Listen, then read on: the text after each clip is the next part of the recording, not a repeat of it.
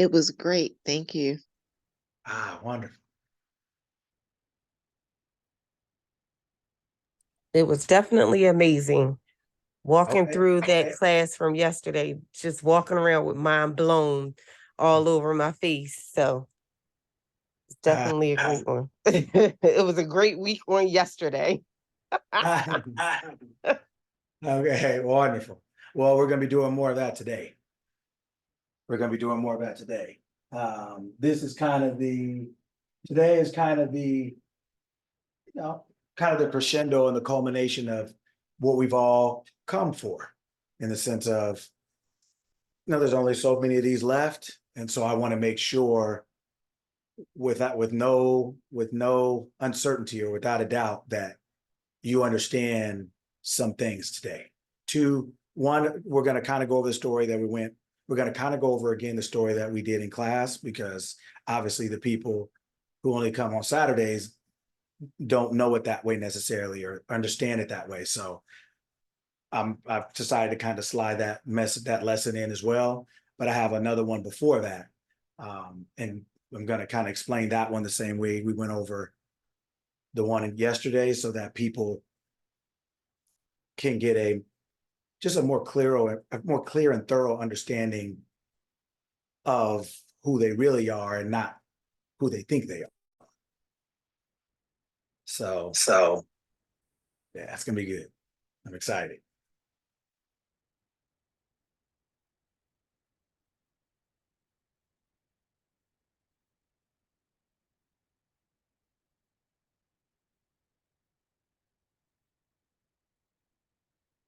Thank you all for coming as always.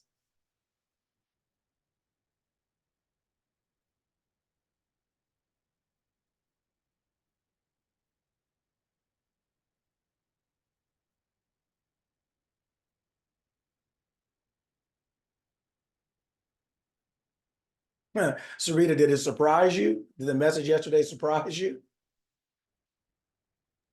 I've learned now not to be very surprised, but it did blow my mind a little bit. I've learned after being in your class, it's like my mind has expanded so much. No.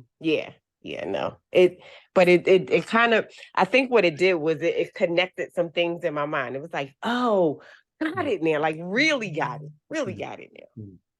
Ah, Yeah, I like when that happens. yeah, me too. Me too. Well, because it always happens to me before it happens to you, which is why I bring it to you, meaning bringing it to everyone here. I feel the same way when I get it. That's why I'm always excited to share it, because I feel the same way when I get it. I feel the same sense of, that peripateous aha moment, like, oh, Yes. that's what it means. That's what they mean. That's what's actually happening. Yep. And that's what happened. And it Yes. was like I saw Della getting it, and it was like when Della was on there, I think I was getting it like while he was getting it, it was like it was just amazing. Yeah. Yeah.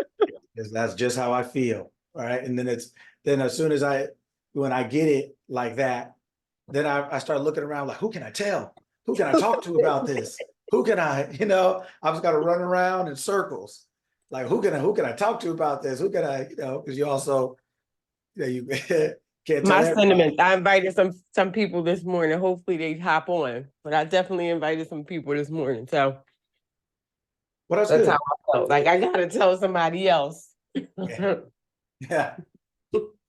Yeah, that's wonderful. No, that's wonderful. Good. I'm glad. Come on. We got a couple left. So we got to make sure we wrap this up as best we can, as far as just, even if we can just get the initial fundamental understanding of some of these things, it'll change everything else for you.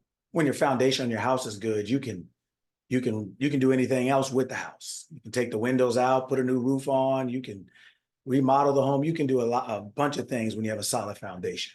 You can change everything else much easier, because it's sitting on the same thing, right? So when that thing is solid and strong and true, then everything else is a variable, so to speak. So you can change it in and out, whether that's your health, whether that's your money, your relationships, whether it's your business. You can add and take away anything you want when you're sitting on a stable foundation. So that's the biggest point today, and the overall point, especially in these last couple of weeks before, we move on to some other things.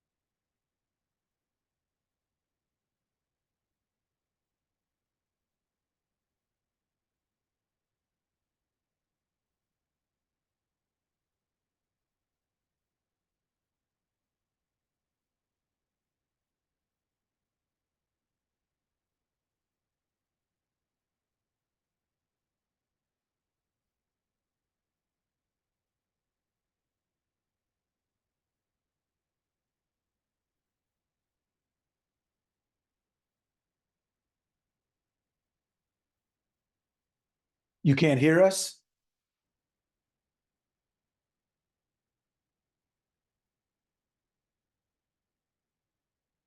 Okay.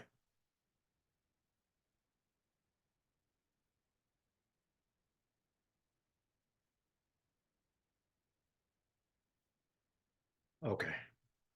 Yeah, definitely let us know if there's something going wrong on our end so we can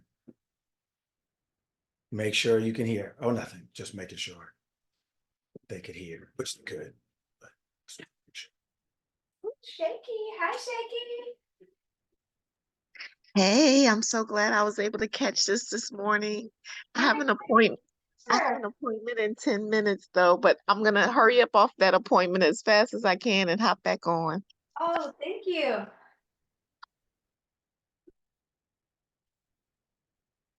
Right.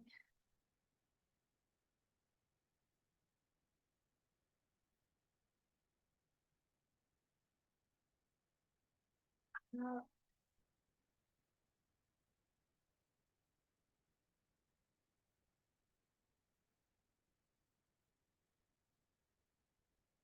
yeah, we don't officially get started until 7, the 6:30 to 7 time. Well, at least our time. This early time before, I think it's 10 o'clock your time. This early time is just for people to ask questions or anything they want to say or anything like that. And then we get started at 7. So if you have to hop off and hop back on, you can do that because you probably won't Right. be missing anything before then.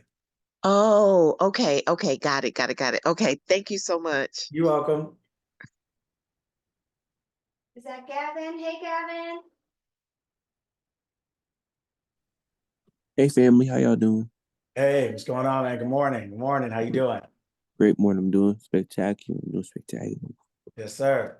I like the mood lighting you got going on. I understand it. Yes, sir. I'm finna change it though. I gotta put it on some blue color and take care of some work and listen to your powerful words this morning. Get myself in the right headspace. Man, that's it. I like it, man. I saw the picture with your cowboy hat on at your Bob said with at the I guess it's your sister's graduation, maybe at the pool party or something afterward. Yes, sir. Oh man, I like that one. Thank you. Thank you. Yes, sir. Yeah, out there looking like Bass Reeves.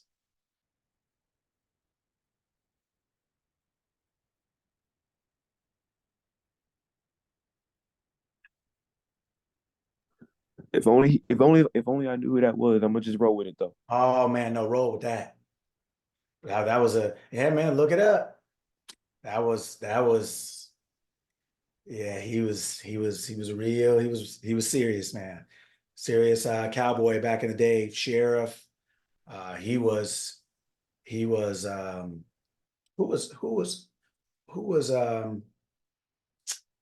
oh who was modeled after him? It'll come to me, but yeah, he was it. He was it. That's a great compliment. I appreciate it, Coach Parker. Yes, sir. And once you look it up, then you'll really appreciate it. It's like calling Okay. you, it's like, calling you, one of the, Mhm. I don't know who you think it is, but probably the best baseball player of all time. Whoever you think that is, that's what he was. You sent me the same link like twice. That's cool. Appreciate it. Which one? The Genesis one. Did I? Yeah. Oh, yeah, yes, I did, because it's, yes, I did, because it's two different chapters. One is 1 and 1 is 2. I believe it should be that way. You sent it to me 3 times. The same one? No, that's not you.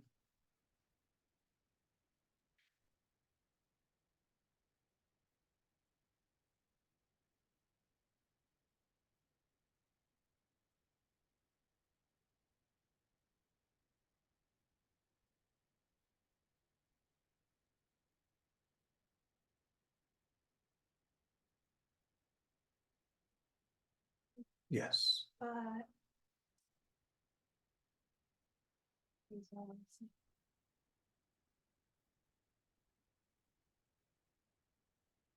It is. Oh, well, I changed them. Well, we could search. Okay. All right. I was just trying to make it easy. Oh, do you want to search it now? I'm not sure. I mean, it's up to you. Search. Okay.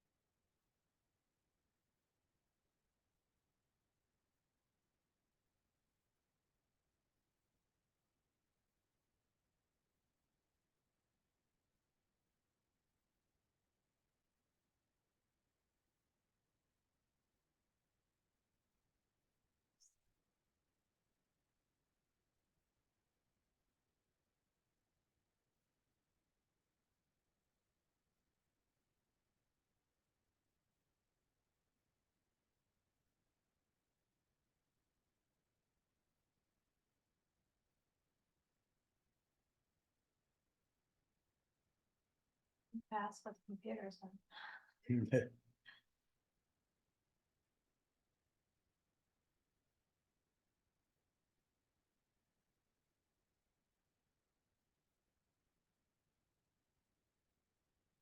Yeah, it's because I'm gonna need you to share the screen.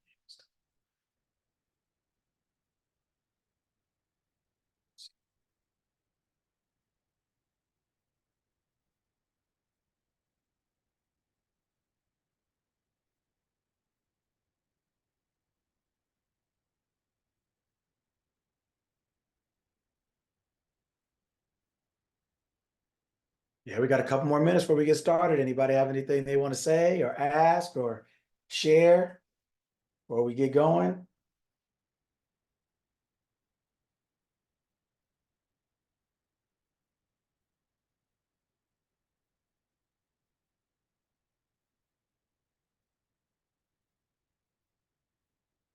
Good morning. Hey, good morning. Good morning.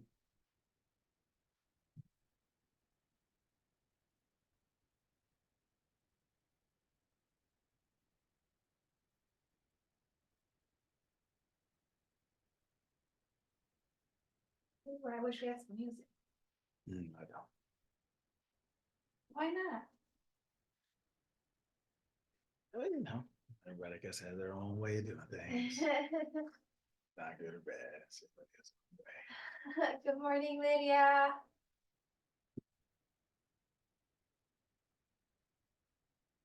Good morning, Vito. My boricua sister.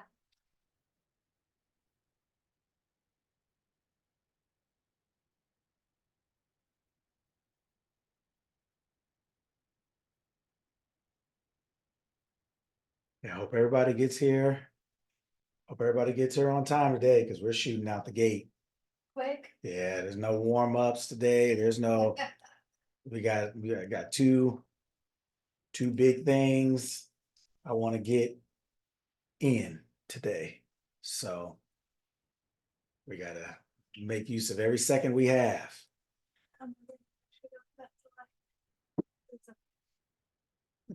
Yeah, As long as they can vaguely see me and clearly hear me, it's all right. Sarita said no stretching, no Oh, no, stretching.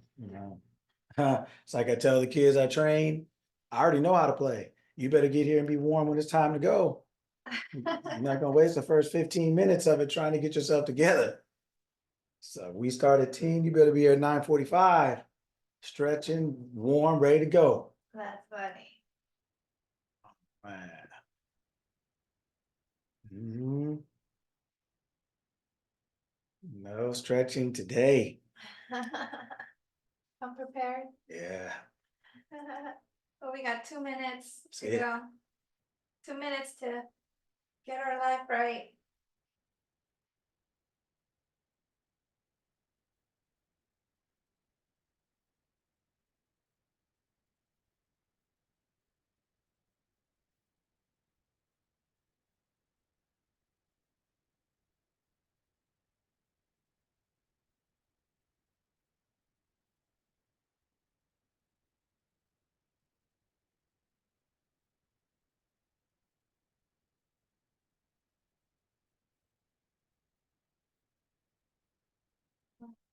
Almost done.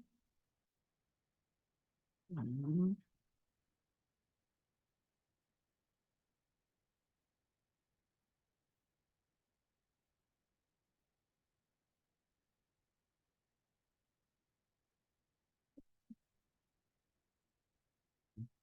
Fine.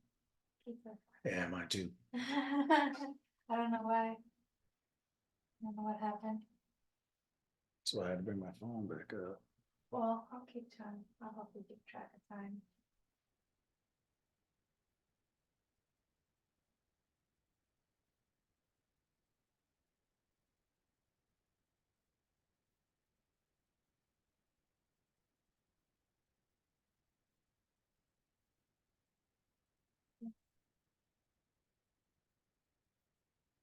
Morning, George.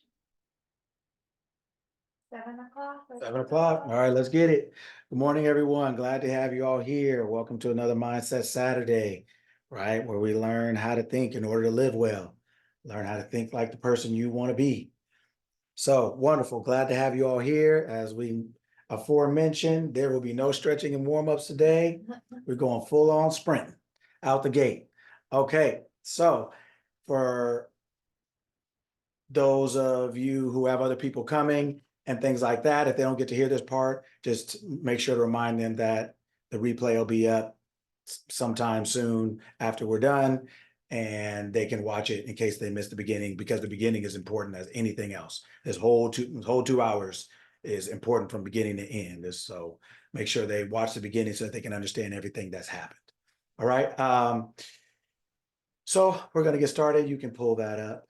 The first one, the Exodus one. Okay, so today is I entitled I Have a Dream. And the reason I call this class that is because my dream is to make sure that you have the information and the understanding that will allow you to find the answers you're looking for to live the life you want to live. My dream for all of us, right, is to be able to live the lives we want to live. But without the information, the understanding, and the skill, the ability, therefore, to use that information and understanding to get answers, right? The answers we're looking for, we want, or we need. Without the ability to do that, the dream quickly becomes a nightmare that we try to express gratitude over anyway, when really that's not necessary. We can just win. Victory only, victory always, just like we talk about in class. So my dream for all of us, and I'll say it again at the end, my dream for all of us is to know who we are. Truly know who you are, who we are, so that we can live however we choose, right? Knowing that that is our right, that is our power, that is our opportunity and responsibility. All right. So we're going to get started just straight out the box. I want to establish something early in this first slide. So will you please go down to verse 7? in same chapter, just maybe one line down so we can see it. All right. So in here, right, verse 7, it says, and the Lord said, right, I have surely seen the oppression of my people who are in Egypt, and I've heard their cry because of their taskmasters, for I know their sorrows. So I've come down to deliver them out of the hand of the Egyptians and bring them up from that land to a good and large land, to a land flowing with milk and honey, to the place of the Canaanites and the Hittites and the Amorites and the Perizzites and the Hivites and the Jebusites, right? Now, so I'm reading all this for a reason. Now, therefore, the cry of the children of Israel has come to me, and I've also seen the oppression which the Egyptians oppressed them. Come now, therefore, and I will send you to Pharaoh, that you may bring my people, the children of Israel, out of Egypt. Okay. Now, this paragraph I'm reading, what does this sound like to you? What does this paragraph sound like to you?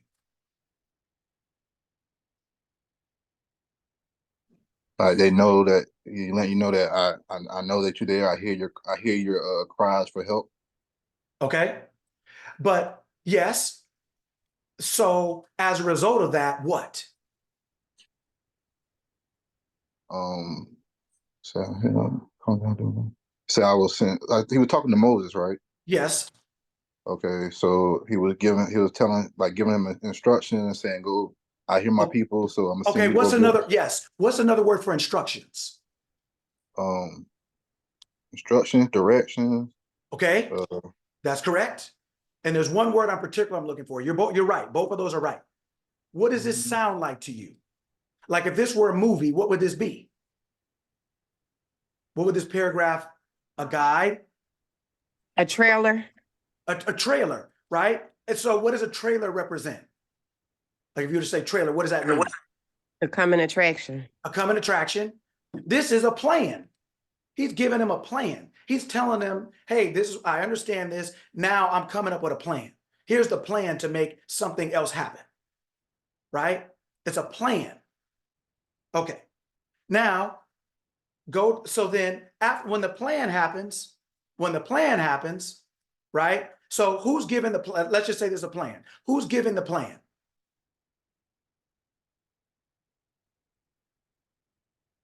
I am. Okay. But we call that what? What do people call that?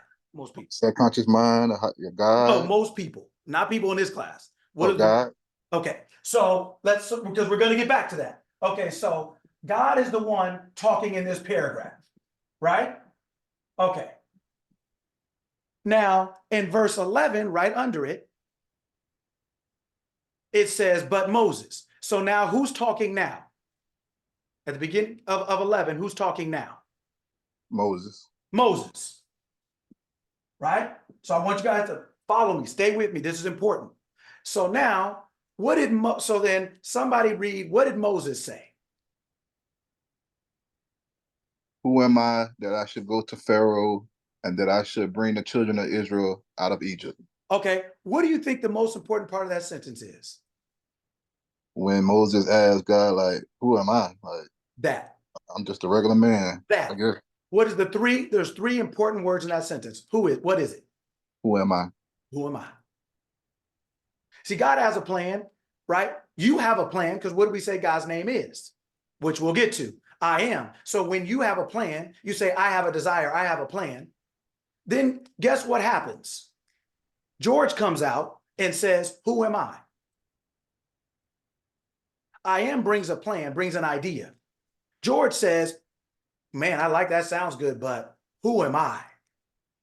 Who am I to get that done? Who am I to get that done?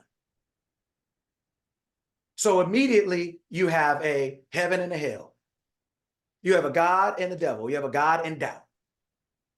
You have the desire, and then you have fear.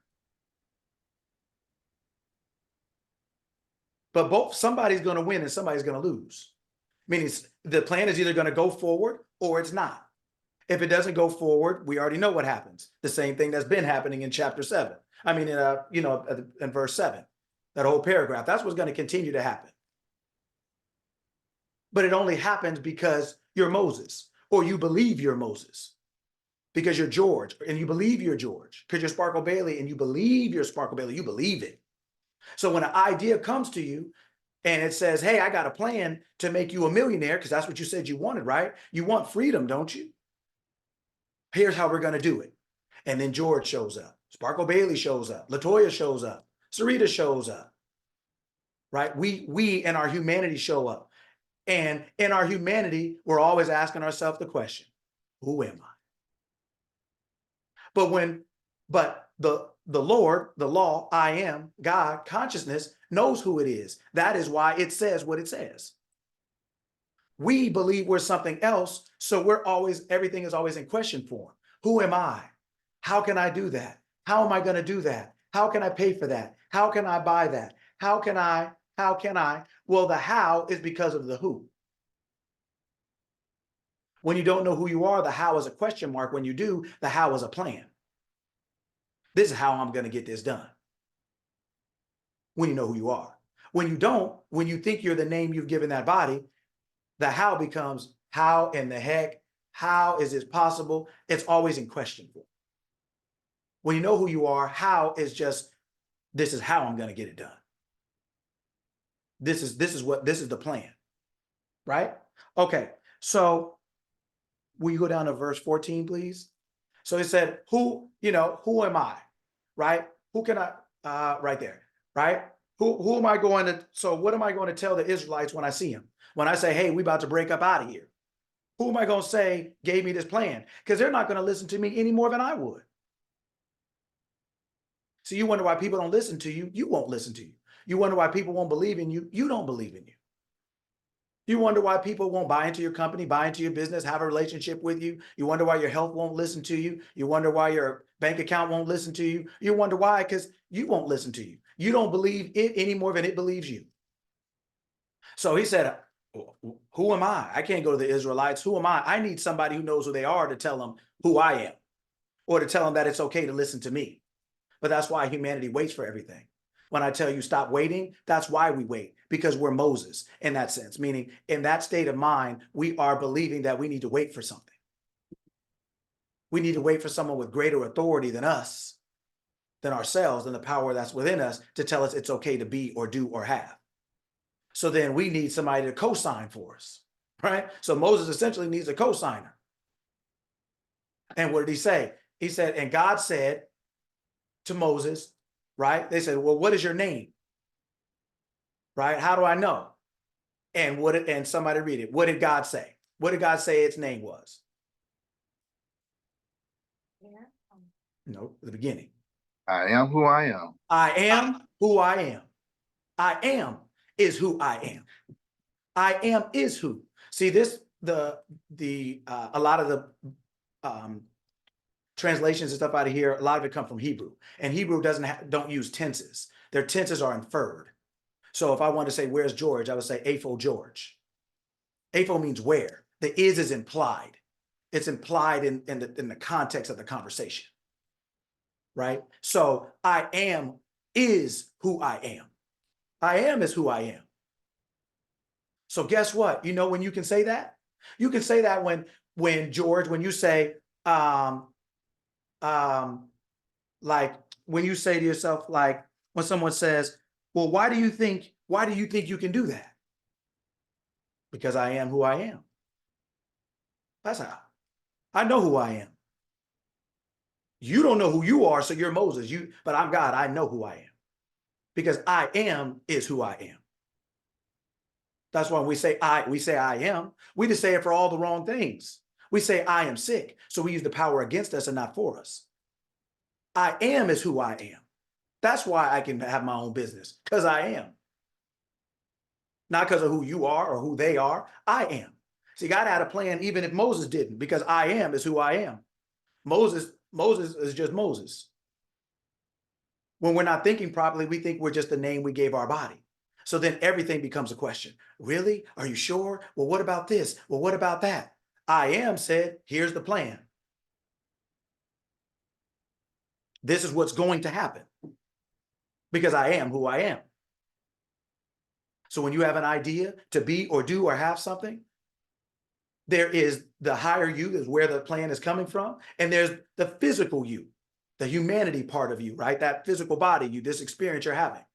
But when you think you're the experience you're having, instead of you having an experience, when you think you are that experience, when you think you're Moses, when you think that you are your name, you are always going to be looking for a cosigner. You're always going to be looking for somebody to believe in you, believe in it, and then you get upset when they don't. Then you quit when they don't. Then you get discouraged and you give up when they don't. Then you get angry when they don't. Right? But you're asking for people to believe in something you don't believe in. You're asking for a cosigner, mad they don't believe you. But you ask God for the same thing they asked you, proof. But when you're God, you're not offended by that. You're like, okay, here you go. This is what we're going to do. If you read the rest of that, it'll show you this is what it'll do. Then they will heed your voice and you shall come. They will heed your voice. They will listen to you because you told them, I sent you. People will listen to you when you know who you are, not when you don't. You can try to finesse them for a minute. You can try to get on social media and make yourself look like you're this or that for a minute. You can try to, you can try to dress yourself up for a minute, but people are not going to heed you if you don't have any authority. And that authority first and foremost comes from your consciousness, your awareness of being, who you think you are. And in the first verse, God, I am, right? I am who I am. So God's name is not God. God is a title. Just like your name is not supervisor or manager or general manager or father or mother or husband or wife. Those are just titles, right? Denoting your relationship to something or your ability in something or with something. Your name is not supervisor. God's name is not God. It's I am. I am. I am who I am. You are who you think you are. In the sense of that is what your physical experience is showing you. You are who you think you are. So when you think you are not, you are not. When you think you are, you are. When you think you can, you can. When you think you can't, you can't. That sounds like an aphorism. It sounds like a nice little bumper sticker, but it is a psychological truth. You are who you think you are, meaning that is the outcome of what you're getting is based on what you believing you are and who you are. But this being said, I am who I am. I am who I am. You are, I am. That's who you are. So when I say you are God, I'm not talking about Moses. I'm not talking about your name. This is psychological. This is not physical. You are consciousness, which we're going to get to next. But consciousness has a plan. Humanity does not. Humanity is only executing the plan of consciousness. Moses is about to follow God's plan, not his own. But God said, I am who I am. God didn't say, I am black. I am white. I am, a woman. I am this. God didn't say that. So when I tell you who you are, I'm not talking about the name of your body that you gave it. Because I'm not talking about your body, which we'll get into. Right? So I wanted to understand this first. I want you to understand this first. I am is who you are. Consciousness is who you are. I am is who you are. Not Moses. I am is Moses, meaning believing itself to be Moses, right? I am is believing itself to be George, but I am is not George. George is limited, meaning George dies when the body dies, right? I am is not George. I am is believing itself to be George. Denzel is not Lonzo on Training Day. Denzel is believing himself to be in that movie for 2 hours, and then when they say cut, that's it. When we leave this body, that's it. So I want to establish that first. When we say God, right, we are saying I am. We're talking about your consciousness. That's what we're talking about now. I want you to understand that when we move forward. I am. It's not displaced outside of you. It's not someone else's responsibility. It's not some other entity or being outside of you or separate from you. It is not that. It's telling you it's I am. That's what you say every day, all the time about yourself. And you say, I am when you're on your game, and you say, who am I? Either when you're not, or you are trying to be sure about what you're claiming yourself to be.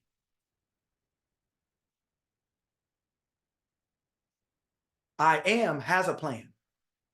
Who am I does not. God has a plan. Moses does not. The I am, your consciousness has a plan for every desire that you have, but you do not. You're executing the plan of consciousness. You're not coming up with your own. Humanity doesn't do that. Humanity just executes what consciousness creates. All right. I am. Point number one. Okay. Will you turn it to the next slide, please? Slide 2, Genesis 1. So that one right there. All right. We go down to please 26, please. Right around somewhere right there. All right. So now watch this. Everything from 1 to 25 was already made. So birds and air and birds and water and everything like that, already made. At the very end, toward the very end, right? Now it's talking about something else. So let's see what it's talking about. So who wants to read the first verse, the first from 26? I need somebody to read. Okay, go ahead. Cisco, I believe it is. Read verse 26, please. If you can see it. I can see it, yeah. Genesis chapter 1, verse 26. Then God said, Who is that? I am. Read it again. Then God said, Who is that? I am. Read it again. I am. Then who said? Who is that? Then I am said, There you go. let us make man in our image, Okay. according to our likeness. Okay.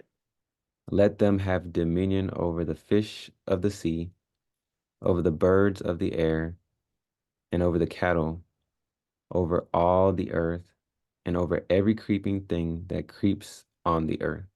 Okay. Now, okay, read 27. So I am created man. Stop.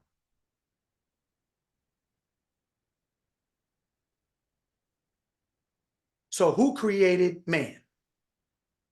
I am. I am. Isn't that what you say to yourself? Isn't that what we say to ourselves all the time? I am not. But we're always prefacing everything with that because the creator always prefaces everything because it's first. Okay, so I am created man. Go ahead. In his own image. So man is in the image of I am. So then who must man be?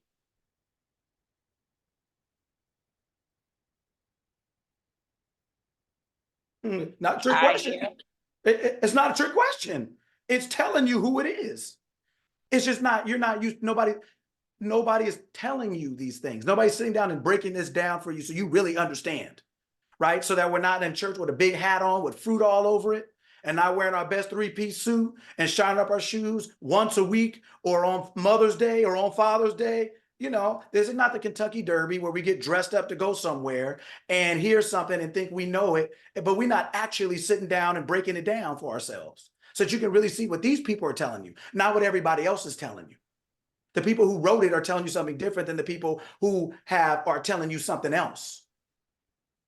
So I am created man in its own image.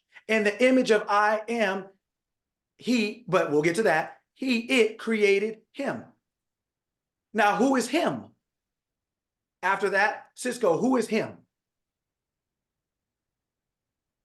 In the image of I am, he created him. Now, who is him? Next words.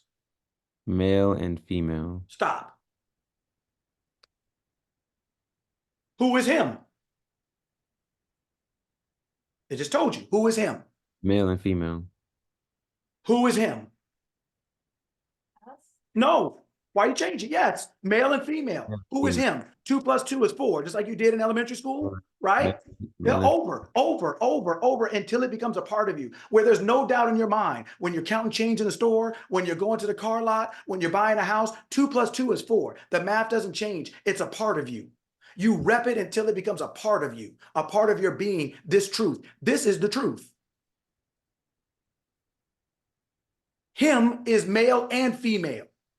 He created them. So when it says he, who is he? Who is he in this sentence? I am. Oh, yes. So I am is what then? Us. Yes, but after when he said he created, we say I am. So I am back up before he. What does it say? Say it again. Who is I am? God. Yeah, but what is I am saying it is? I am man. I am I God. am yeah, but what is man? Human. What is God. human? What? Male and female. Male and female. It's saying it's male and female. So when it says he, it's saying male and female. It's not saying he as in male, as in man, as in boy, as in chest hairs, so to speak. It's not talking, it's not saying that. Not just- Right? I'm just breaking it out. It's just whatever, right? Beards and mustaches, and it's not saying that. It's telling you who I am is male and female. I am is male and female. Why? Because I am created this in its own image. Okay. Okay. That makes sense. In its own image. Yeah, part of this was for you. Yesterday's thing was for Della. Yeah, I listen to all you guys. And I will rotate the information, the message to make sure everybody gets, I will rotate like the sun until everybody gets burned up. Okay. You're either gonna get burned or you're gonna grow today. Something's gonna happen, but you will not sit out here comfortable. You're gonna either get your skin get darker or you're gonna go in the house because this is gonna get hotter and hotter as this goes. But I have to establish these things for you. God is I am. God is not God, the title. God is I am. That is who that is. So every time you see God, swap it out for I am so that you really understand what you're talking about. If somebody, Cisco, somebody if you were a supervisor at a company, let's say, and somebody who loved you came up to your job looking for you, and they say, hey, I'm looking for the supervisor. They wouldn't say that about you. They would say, I'm looking for Cisco. I'm looking for the person I know. Who that is to you is just a title because you work for him or under him. But that's not who he is. That's just, if that's who he is, then he's dead when he's off of work. Mm-hmm. That's just the role he's playing. That's just the title he's given so that everybody here understands what this person's authority is or what their role is. I am is God, meaning I am is the authority in your life. Oh, the authority over all of our lives individually. I am, but I'm not the God of your life. I am the God of my life. I don't have authority over you. So I can't stop you from thinking what you want to think, from feeling what you want to feel. I can do that for myself. Collectively, all of us, right, are sons of God, but they say sons of God, right? Like Jesus said, don't you know that you're sons of God, right? You're all sons of the Most High. Same thing. Well, the Most High is God. God is I am. God is first person present tense consciousness within all of us individually. And all of us, like Voltron, come back and form one entity. So I am is male and female. I am is what created what people call man, mankind, humanity. So God created, right? I am created man. I am created male, female in his own image. But it can say his or he because we know his or he means male and female. So I am is male and female.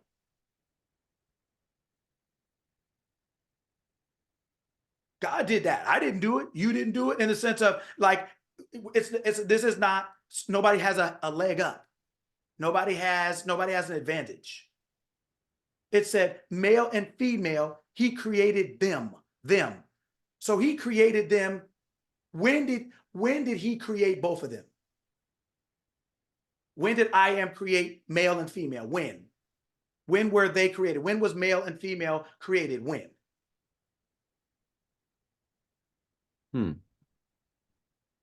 Well, look at the sentence. It's telling you when. At the same time? At the same time. Mm-hmm. Male and female, he created them. I am created male and female at the same time. At the same time. So that's interesting. Does anybody find that interesting? Well, let's see. Let's go to the next one and see if this will help you a little bit. Go to the next chapter. I think if you just click the, if you just go, like if you move, no, down, maybe it'll go, yeah, right there on the right. Yes. Okay. Let's see if you find it interesting in a different way then. So he created them both. Oh, maybe it won't let you because it's, oh, okay. My keyboard is acting up. Okay, go ahead. It's okay. Sorry. Okay. So now, verse 7. Let's see. Sparkle Bailey. Read verse 7. And the Lord God formed man of the dust of the ground. Stop. Nobody finds that odd?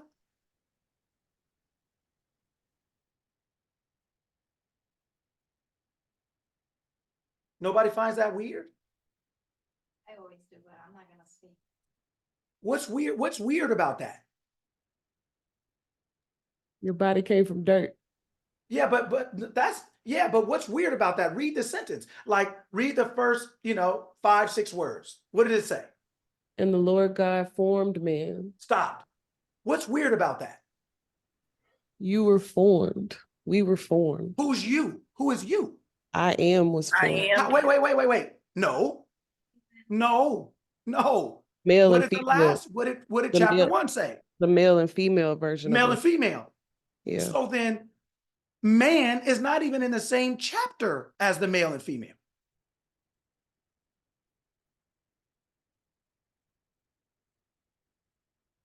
Man, when we call the body, the physical body that's formed out of the dust of the ground, is not so then what is this telling you? That the spirit was created first. So what is that telling you? The spirit is probably not probably, the spirit is more powerful than your body. Why is that? Why is that? Because it is the image of God. Yes, that is God, what you call God. That is what you call God. I am is what you call God. Why do you think male and female could exist and there's no body even in the same chapter? There's no body. Like, this is what I'm saying. I have a dream. My dream is for you to understand really what's happening here. Because once you understand this, you can do anything. You will become God and stop thinking you're Moses. Meaning you will realize who you really are instead of who you think you are. You'll stop saying, how am I? Or how can I? And you start saying, this is how I, this is why I, this is when I, this is what I. You will speak from a level of authority because you understand that you're first. That everything is yours, that you made everything. And the Lord God formed man of the dust of the ground. So then man, when it's talking about man here, what is it talking about? The physical okay, body. yes, but say it again. The physical body. The physical body. So then how do you get out of a chapter without a physical body? How do you get out of the first chapter without a physical body? What is it telling you? Consciousness came first. And why is, and okay, so what? So what does that mean? That's the I am portion. That's the image of God. Correct. The image, yes, the image of God is I am. So when you say I am, you're saying I am the image of God. But you're saying it in this body that was formed from the dust of the ground. But I am is male, female. So male, female came before the man that was formed from the dust of the ground, because you are not from the dust of the ground. Your body is. You can get out of a chapter because you don't need a body to be you. You need a body to walk around here and sit on a couch and ride a roller coaster. But you don't need your body any more than you need a car to be you. I remember when I lived in Chicago, I couldn't believe how many people didn't have a car. And I mean, rich people too. I was thinking, what? But in California, everybody got a car, whether you can afford it or not. And you buy cars you can't even afford because everybody in California drive and like to drive by themselves. Yeah, right. I mean, they make you pay for driving by yourself and you'll still see people doing it. Everybody has a car. In Chicago, I'm riding the train with millionaires and people with hundreds of million on the train. Because the train, whether they walk, ride the train, ride a bike, that's not them. This is just your transportation. You can get out of the first chapter because male and female is not a body. God is not a body. Consciousness is not a body. And God doesn't need a body. I am does not need a body. The male and female that were created at the same time, male and female were created at the same time. So what is male and what is female? Now we have to start asking that question, but we'll get to that next. So now the body. Now watch this. After the body was formed out of the dust of the ground, what did that mean for the body? What did that mean for the body? After the body was formed out of the dust of the ground, what did the body do? It breathed life. The body did it? I am gave life. So then after the body was formed, what did the body do? I am gave it life. What did the body do? Nothing. Nothing. What do you think you're doing? You're not doing nothing. Not as Moses, not as Sarita, not as Sparkle Bailey, not as all of you. You're not doing anything. Because guess what you need to do anything? What did it say after that? It did what? What was done to it? It breathed into his nostrils. Who did that? I am. I am did that. Is I am physical? No, not at So all. what do you think is moving your body? My spirit. Do you act like that? Not every day, coach. Do we act like that? When we give anybody a piece of our mind, is that what we acting like? Like we know who we are? So until you get that breath of life, what do you have? This is taking too long. Nada? Nothing. What do you mean? This is Nothing. nothing. Without that breath of life, Sarita, the name in the body, all of you with a name in your body, do you know what you are without a breath of life? Tupac, James Brown. That's who you are, dead. That's what you are without a breath of life. Because only after they got that breath of life, after that breath of life, what happened at the end? What happened? The body became alive. The body became alive.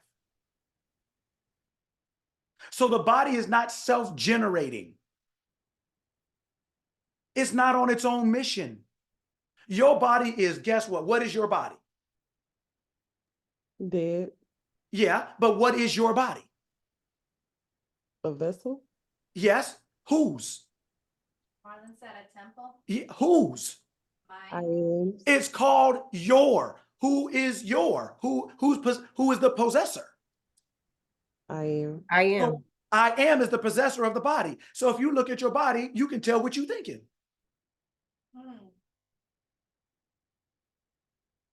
When you say your money, guess who's the possessor of your money? You can tell what you're thinking. So when you say I am broke, you think that is a reactionary statement. It's a declaration. You think it's a reactionary statement because you said it after you saw something. And I am telling you that you saw it because you've been thinking that. Or it's the outcome of thoughts you're having that created that as its answer. No physical thing comes alive without the breath of life. No physical thing is moving without consciousness. Not one thing. Male and female is who you are. But that's not physical. That's not physical. Male and female are aspects of consciousness. Okay? Go, will you go down to the end? Let me see. Yes, okay, so okay. So if you go down to all right, if you go down to 21, right? And I'm just gonna, because I want to make sure I keep it moving, but because I want to make sure I get to everything. All right. And the Lord I am caused a deep sleep to fall on Adam. Now, Adam, right? Who named Adam? Where did Adam come from? There was no name Adam in here. Where did it come from? It just showed up on the page. When you, even if you're, when you're listening, right? If you scroll up a little bit, Veronica, if you scroll up, they just formed Adam out of the ground a couple sentences ago. And God didn't say Adam's name was Adam, but but for Adam, there was no helper. Adam just showed up on the page. What? This is important. Watch this. So then he calls a deep sleep. Consciousness called a deep sleep to fall upon a body. And he took one of his ribs and closed it up in his flesh. Then the rib which I am, or consciousness, had taken from man, from the body, he made into a woman. And he brought her to the man. So now everybody's acting like this is where creation started.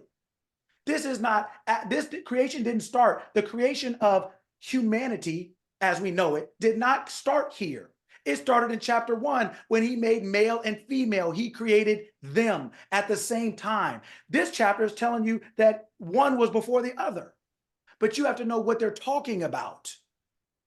Here they're talking about, they're still not even talking about the body, really. They're not really talking about the body. The first chapter, they're absolutely not. They're talking about the psychology of consciousness, the psychology of I am. I am has two different aspects of itself, an objective and a subjective. It has a thought and an emotion. Objective and thought are personified as male. Subjective and emotion are personified as female. But they are both created at the same time. So there is no better or worse. Within each one of us, we have a male and female aspect of ourselves. When you pick a body, what you have essentially done is saying, I'm going to emphasize the male part for my journey. It doesn't mean I don't have a female part. Guys cry too. We may cry over different stuff, maybe not as much, but we didn't generally pick this body to emphasize that aspect of ourselves. We still have it. We just don't emphasize it. Women are not weak in punks, but they're just more emotional because that is what you have chosen to emphasize in a female, in a body that you named a woman. That's one of the original definitions of woman is emotion. But that's not weakness. That's a different aspect. That is a subjective aspect. It's a feeling. So when people say, oh, you know, women have women's intuition and all the other stuff, it's not that they have more than men generally. I mean, a dude will know. Dudes know when somebody don't like him. Dudes know when he about to hit you. We got a whole lot of intuition just about different things. But my point is that when you pick a body, you're picking a body because you're choosing to emphasize a certain aspect of your psychology, of your mind. There's a male and female aspect of the mind. That's how they're described. It's just saying that there's two parts. There's two parts to your brain. There's a left side and a right side. They just named that a male and a female. They're not literally like, oh, you're a woman, so you, or oh, you're a man. That's not what it is.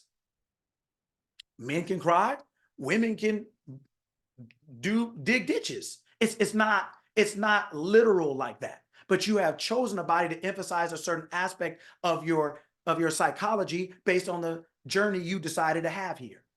I want to be this. This body's the best thing. You know, I want to tow some lumber from Home Depot. My pickup truck is better than a motorcycle, right? But if I want to save some gas, a motorcycle is better than this pickup truck. It's better for the journey. It's not better. That's a worse pick. It's not worse. It's just you're picking based on your desired journey, based on your desired experience. But when it talks about the rib, what they're really talking about, really that word, if you have a concordance, it's talking about your thigh. It's talking about your inner thigh, the soft part of your leg. That's where it's saying it took a woman from. It's talking about the soft part. That's what that part of the mind is. The feeling emotion part is the soft part of the mind, the subjective feeling emotion part.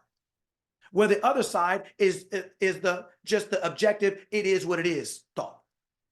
But you need them both to be God. You need them both to be I am. That's why I am created male and female at the same time. There was a right side and a left side at the same time. There were emotions and lack of, so to speak, at the same time. They were both at the same time. Neither one of them is a weakness or a strength over the other.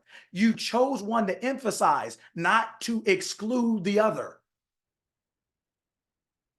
You chose one to emphasize, not to the exclusion of the other.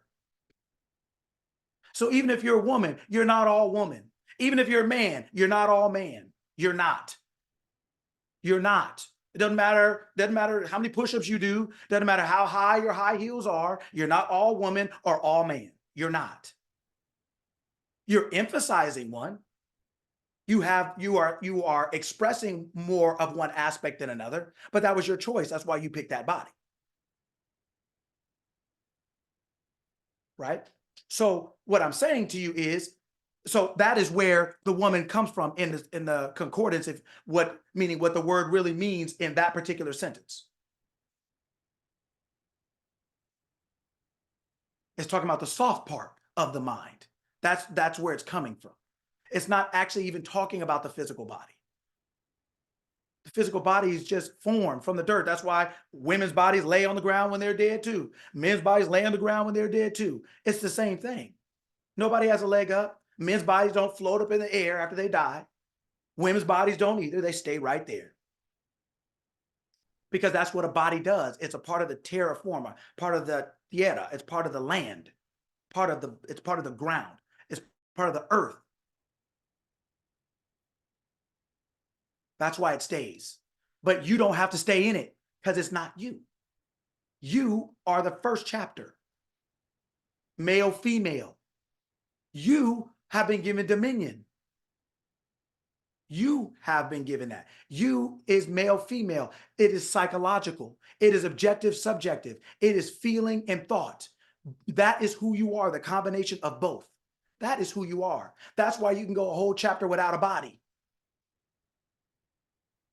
That's why you can do that. What do you think? Consciousness made a mistake and be like, oh, I forgot to put a body on him. No, because that's not who you are. When you like we all would like a car, or need one whenever we need one, but you don't need one to be alive. Right? So when God made male, female, them together, when consciousness made the male, female aspect, right, in its own image and likeness, it didn't need a body because God doesn't have a body. God is spirit. You're made in the image. You are spirit.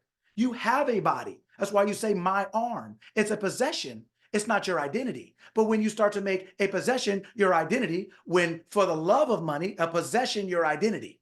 There's nothing wrong with money. There's more wrong with not having it. Let's just get that straight. There's more wrong with not having it. But when you make a possession your identity, the love of it now makes it your identity. Something you're supposed to possess, you now make it your identity.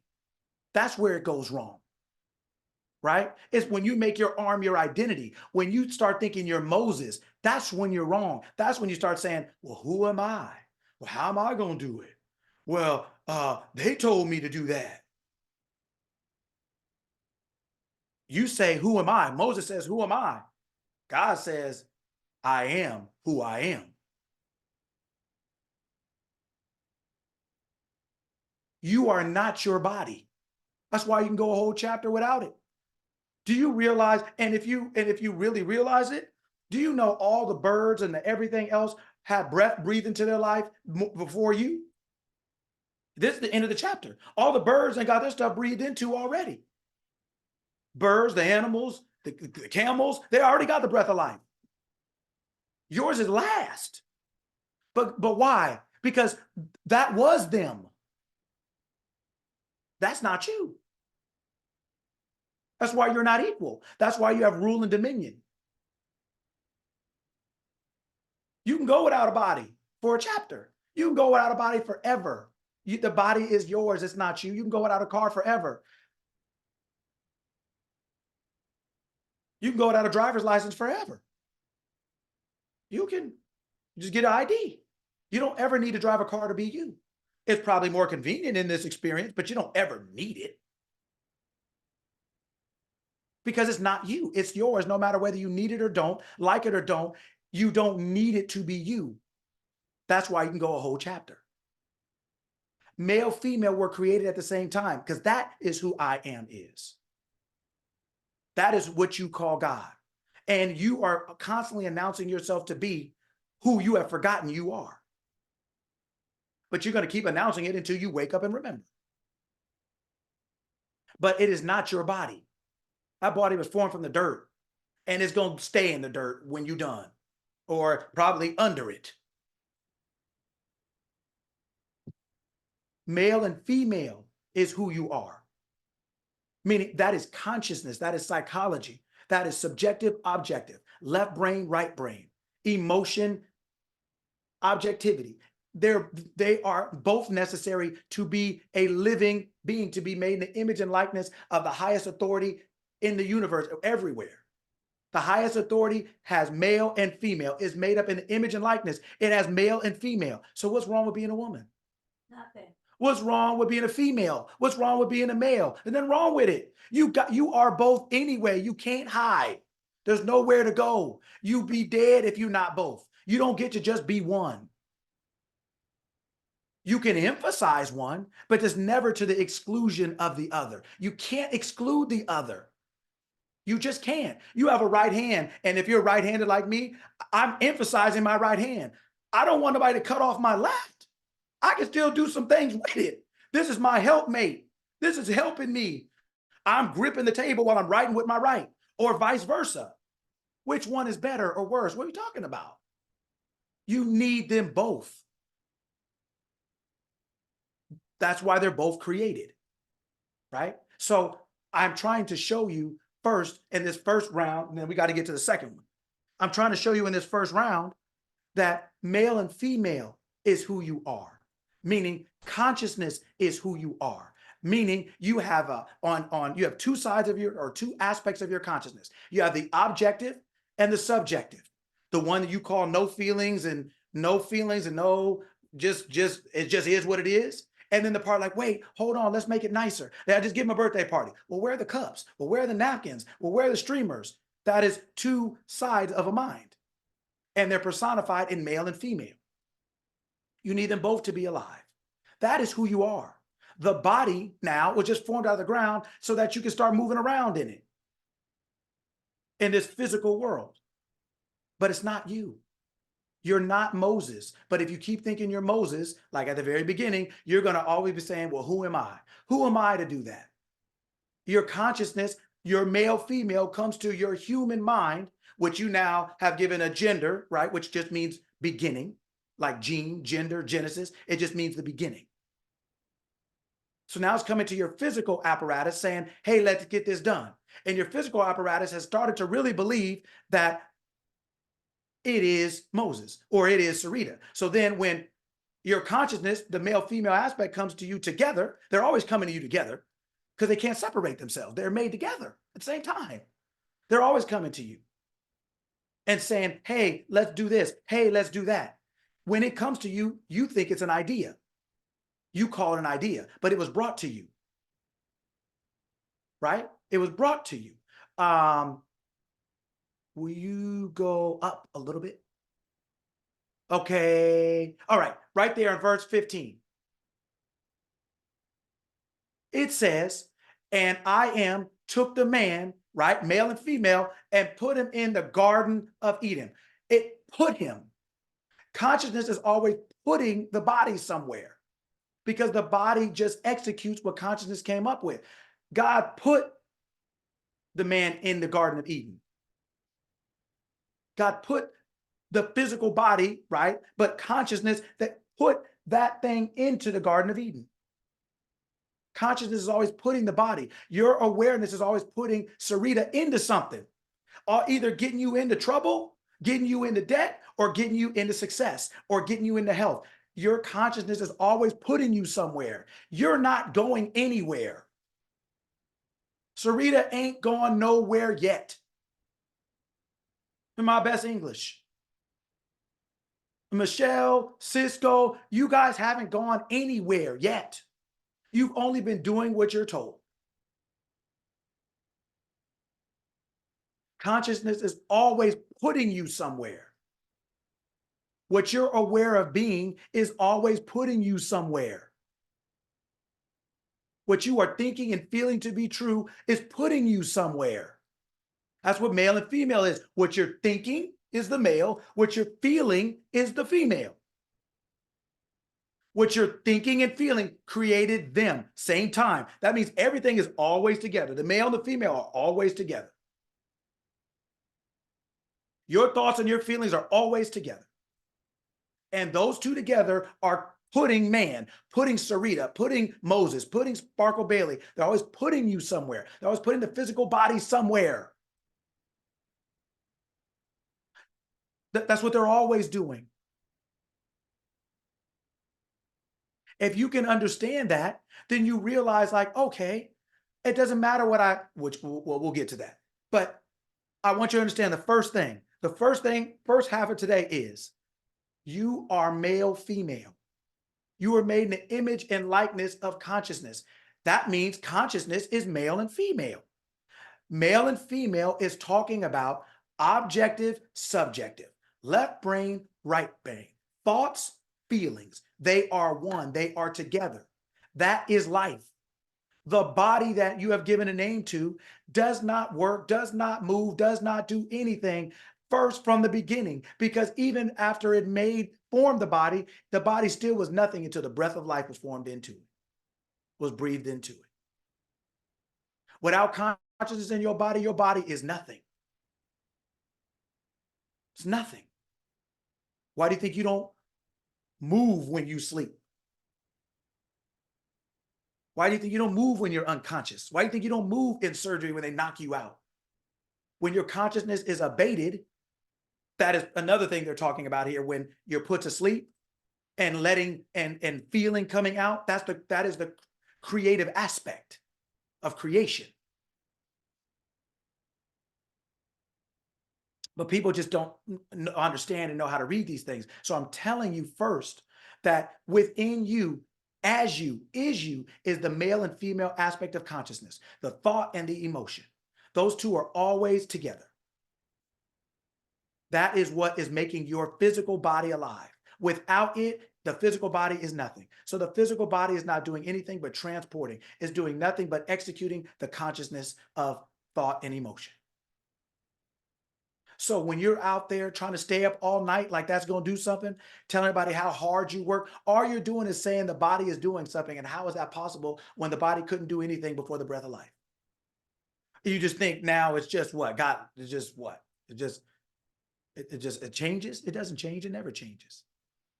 But we start to believe we are the body that we bathe and the body that we feed. So now we go from God to Moses. We go from making life to earning a living. Now, how do you go that far? That's like you might as well go in the Empire State Building and just do a swan dive. That's how far down you've gone. You went from the maker of life to just making a living. Do you see how insane that is? And then you wonder why you're insane. You wonder why your blood pressure high. You wonder why you broke. You wonder why you mad. You wonder why your health is bad. You wonder why. If you jumped off the Empire State Building head first, what kind of shape you gonna be in? What do you think you're going? Well, when you go from I am to thinking you're Moses, what do you think? What kind of shape do you think you're going to be in? What do you think is going to happen? What do you think is going to happen? Nothing is going to happen. You don't have anything to make it happen with. Moses don't have a plan. Cisco don't have a plan. I hate to break it to you all. I really don't, but I hate to break it to you. I hate to break it to you that your degree ain't going to save you. That your neighborhood ain't going to save you. Your car ain't going to save you. No physical thing is going to save you. I hate to break it to you. It's not designed to save you. It is designed to serve you. But now you're making the servant the master and wondering why. You might as well telling your 5-year-old son to start paying taxes. Tell him you need a ride to work tomorrow. You'll be ready at 8.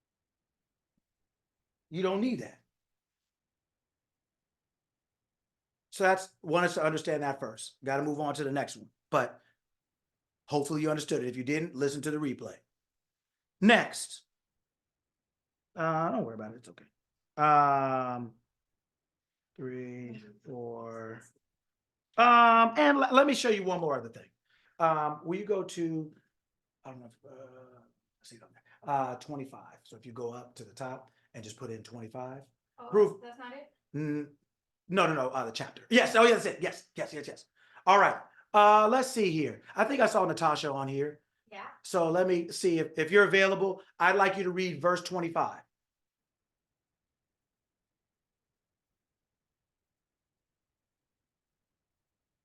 If she's on there, if she's not, She's here, but she may not. she be may. available. Okay.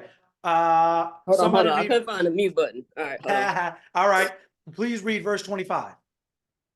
And they were both naked, the man and his wife, and were not ashamed. Okay. What is that telling you? What is that telling you? After everything we've said so far, what is that verse telling? Why is that so? Because they were all consciousness. They were all I am initially. And then when they paid more attention to, or, Mhm. sinned, Yes. when they paid more attention to the body, that's when they became ashamed. Correct. Because they knew who they were. They knew they were not their body. So their body wasn't anything to be ashamed of, because that was theirs. It wasn't them. They knew who they were. They knew they were not the body. So there was nothing to cover up or be ashamed of, because that was not them. That was no different than the shoes they were wearing. There's no reason to cover them up or be ashamed. These are just something you're using. This is something you're using. It's not you. But when they so-called open up their consciousness, so to speak, that's a whole nother thing. We ain't got time for that. Then what happened was they started thinking incorrectly. And then they started becoming ashamed of their possession. They started having a different concept of their possession. And then ultimately, the different concept of their possession, their concept changed. Then as a result of their self-concept changing, what they had, they started to believe was them. And so the shame they felt for themselves is what they transliterated or transmuted into their body. So then they became ashamed of their body, which later on is why they covered them. But a baby is born what? Naked. And does it look like it feels any shame to you? And do you know why it doesn't feel any shame to you when it's born naked?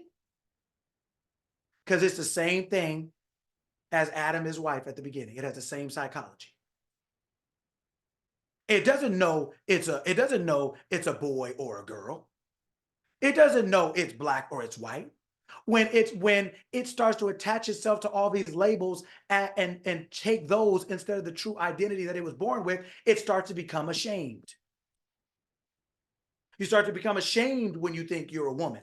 You start to become ashamed when you think you're black. You start to become ashamed when you think you're poor. You start to become ashamed when you think you're a man, because of all the other things that people attach to those things. But when you know who you are, and you know that is not who you are, it's just what you have, it's who you are's possession, you won't be ashamed of it, because it's not you. You're like, that ain't me. Is any like, it's just, you see a kid acting out in the store, you don't know it. You don't know him. You're not ashamed. That ain't your kid. That ain't your son. You ain't, shoot, half the time you glad. You're like, oh, I'm glad it's not me. Glad it's not mine. Right? You threatening your own kid in your own mind. Like, I wish they would act like that. And they ain't even done nothing. Now they can't even get that lollipop coming out of 7-Eleven because you mad at somebody else's kid. You know what? I wish you would. You're like, what? You know what did you say? Right? You threatening your own kid, looking at somebody else's kid. The reason they weren't ashamed is because the same way a baby's not ashamed. They're born the same way these people who wrote this book thousands of years ago are talking about. They were not ashamed.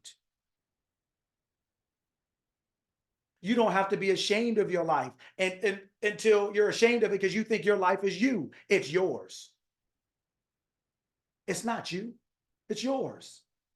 When you come out of Cisco, that's Cisco gonna be staying right there on the ground, and you're gonna be out stepping somewhere doing something else, just like that car you traded in. You're gonna leave that car right there in the lot and be stepping in something else, speeding off the lot before they change their mind, speeding off taking that trade in, The Lambo. speeding. You leave that car at the lot. Now that car you didn't washed, waxed, you didn't miss church doing it. You didn't done it. I can't do it. I gotta wash my car this morning. I can't make it. Now, 6 years later, boy, you can't wait to leave that car. That car getting all kind of fumes in the windshield, you peeling up out of there in your new car. Your body ain't nothing but a car. And when you know that, you won't be ashamed of it. You'll just take care of it properly. You're being a man, being a woman, being black, being white. Those are just your possessions. That's not you. You are male, female. You are consciousness. That's all you ever are and all you ever will be. You are male, female. It's consciousness. That's why you don't have to be ashamed of your body, the physical things of this world. If you don't like them, change them. They're not you, they're yours. You can change them. You don't like it, change your bank account. You don't like it. You don't like your health, change it. You don't like your money, change it. You don't like your job, change it. But that is psychologically done. That's not physically done. Not if you want it to last, not if you want it to work. Going into the next one now. John, and I got something for you in class yesterday for you guys who didn't, when I told you about Judas, we're going to get into that. I'm going to give you a little something for that. I know it caused some of you guys some heartburn, so I got some Tums for you today. John 21. All right. Yeah, right there. So yesterday we read this in class, and I said, you know what? This is a good idea for everybody. Said everybody can do it. So class, unless I call on you, please remain silent. This is for the good folk. This is for the church folk. This is for the good. We're on good behavior right now. You know, we're gonna let some other people in. Right? All right, we got company. We're gonna be on our best behavior. All right, so let's see here. Okay, so all right, so we'll read it. After these things, Jesus showed himself again to the disciples. All right, now who is Jesus? If you're not in the class, these classes are for you. Who is Jesus? Consciousness. Della, are you in the class? Oh, You see, Della, you know what? You're gonna get fired. Marlon said in the chat, the Son of God. Okay, so who is God? Are we allowed to say that? I am, he put. Okay, I am. Okay, so now we're saying the son of I am. What is a son or a daughter? What is that? Anybody can answer this part. What is the son? What is a son or a daughter? It's like offspring. What is another word for that? Offspring, yes. Okay, what's another word for that? Reflection of. A reflection. An offspring, a reflection. It's an expression of the parents. So Jesus is an expression, is a physical expression of I am, of consciousness, the same one you have. Is that correct? Okay. So you have a better understanding when they asked Jesus how to pray, and he said, "Our Father." Because Jesus is Sharita, is Sarita, is Natasha, is Cisco. It's a, what is it? No, it's okay. I just wrote it down. It's okay. Right? Jesus is the physical expression. Sarita is the physical expression of consciousness. It's the physical, that's what Cisco is, the physical expression of consciousness. That's all it is. Now, showed himself to the disciples. All right? Who are the disciples? What do they represent? Not you, Della.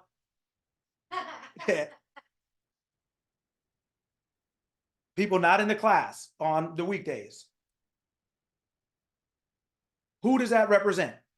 Who are the disciples? And for the people in the class, now you get to see what happens when you haven't been taught, when you've heard but you don't know. This is what happens. right? And it's a good thing because you get to see not what you're getting from the clouds, but you get to see what happens when you're on this side or that side. You get to see how it makes you do what you do, think what you think, say what you say, right? Rest. The disciples are the 12 disciplines of mind. Each one of those disciples' names means something. They're talking about an aspect of your mind, how it operates, how it works. That's what those are. That's where the word discipline comes from. It comes from disciples. And it means to be taught daily, to be taught every day. That's why they were always, once Jesus picked them up and said, come on, right? Pick up your cross and follow me. Well, were people walking around with wood crosses? No, that's a word for your body. Come on with me. It means your body. It's talking about your body in that case. That's why Jesus died on the cross. Talking about your body. It's talking about submitting himself to death. God can't die. Only humanity can die, and only humanity can die when it's ready. When God is ready to die. Meaning when God is ready to get up out of here, out of that body and move on to something else. Right? So that means that's why the disciples were with Jesus daily. Disciple means discipline. It means to be taught daily. Christ in you, the hope of glory. You are supposed to have the discipline within yourself to teach daily, to guide yourself, to guard yourself. We're not talking about just knowing everything, but we're talking about the ability to say, no, I'm not going to do that. Yes, I'm going to go here. No, I'm not going to do that. Yes, I'm going to do that. But that is a daily discipline. That's a daily ability that you must exact on your physical body with your consciousness, because your body is yours. It's not you. It's following your lead. So consciousness in flesh is talking to the disciplines, right? Showed himself to the disciplines of mind. So basically it is having an interaction, right? And in this way, he showed himself. That's why he acted the way he acted, right? That's why he did what he did. Now, Simon Peter and all of them, right? And all of the disciples were together. And Simon Peter said, I'm going fishing. And all the other disciples said, we're going with you, right? They, the disciples, all of them, went out and immediately got into the boat. And that night, they caught nothing. Now, for those of you, again, who are not in the class, for all of them to get in the boat and they caught nothing, does anybody see a problem with that?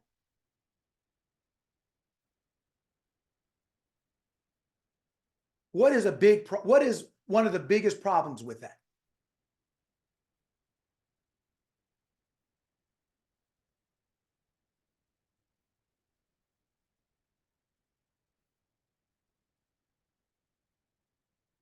No food? Okay, Lydia said no return. Yeah. No food. Yeah. No return. But there's a bigger problem than that. Why did they said, I'm going fishing. And they all said, we'll go with you. Why do you think they said, I'm going fishing? Why do you think the other people say we're going with you? Why did they say that? And why did the other ones agree to go?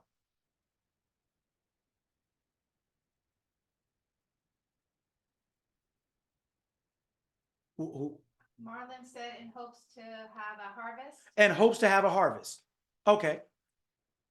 Does anybody remember when Said to learn something. to learn something? Okay. Does anybody remember when Jesus started his ministry, right? When he first started preaching, so to speak, and he saw some of the disciples, where did he see them at? Especially the first couple. Where were they?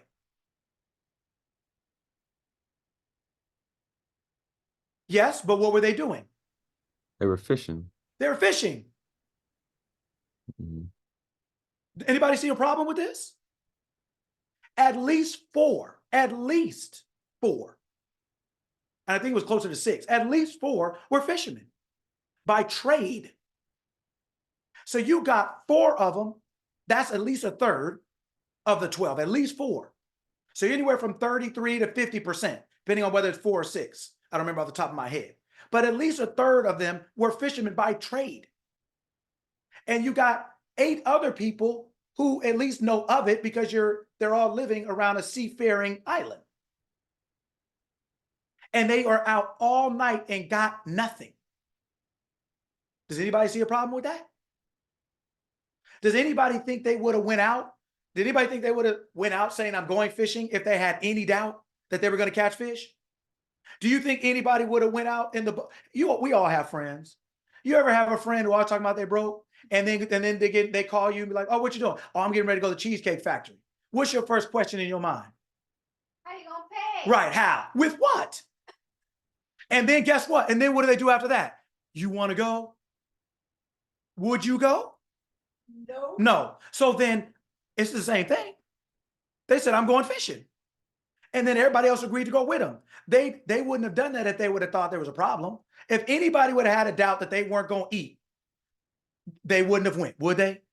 And do you think they even thought they would be out there all night? And so they had no doubt on going. They didn't think they were going to be out there all night, and they caught nothing. Nobody sees a problem with that. That's not crazy. That's insane. But it's only insane after it happened. Nobody thought it was insane before it happened. Otherwise, they wouldn't have went. You wouldn't have went with your girl. You wouldn't have went with your homie, your boy. If you know who they are, and you'd be like, nah, bro, I can't make it. Good luck with that. You ain't gonna get me up at Cheesecake Factory talking about I gotta go to the bathroom after the bill comes. I don't want to do that to you. I don't want to do it. But if it's down for me, if it's down to me and you, guess what? Squid Game's out here. We about to just. I'm gonna have to get low. I'm gonna be bear crawling through the Cheesecake Factory, trying to slip out the exit. I'm gonna be on my back like Rambo out there just sliding. I'm gonna take this tie off, wrap it around my head like it's a headband, and just keep slipping down the side. Don't worry about me. Excuse me, y'all. Don't worry about it. Yeah. Nobody would have went, but they went. They were out there all night. And this was their profession, and they caught nothing. But isn't that what people tell you to do? If you're hungry, go do something. Isn't that what they say? And they tell you if you want your business to grow, don't they tell you to go do something? When you want a physical thing, what's the first thing people tell you to do? Work. Another physical thing. That's my point. You want a physical thing. The first thing they tell you to do to get it is do a physical thing. Isn't that what all these people did? So then aren't these people good listeners? Aren't these people doing what they were told to do? Aren't these people following the rules? If you don't work, you don't eat. Didn't they go try to do something? And they still didn't eat. So then what? Now what do you do then? What do you do? You've already done everything you could do. What do you do? Marlon said in the chat, we want a physical healing for a spiritual fix. That is correct. And just like the body doesn't move until the breath of life is in it, your life ain't gonna change until you breathe life into it. Your physical world is not gonna be any different than what it is until you breathe life into it. And hyperventilating don't count. It ain't your body breathing life into nothing. It's your consciousness breathing life into your body. Your consciousness has to breathe life into your situation. Your thought and emotion has to breathe life. The male-female aspect of you has to breathe life into your physical situation.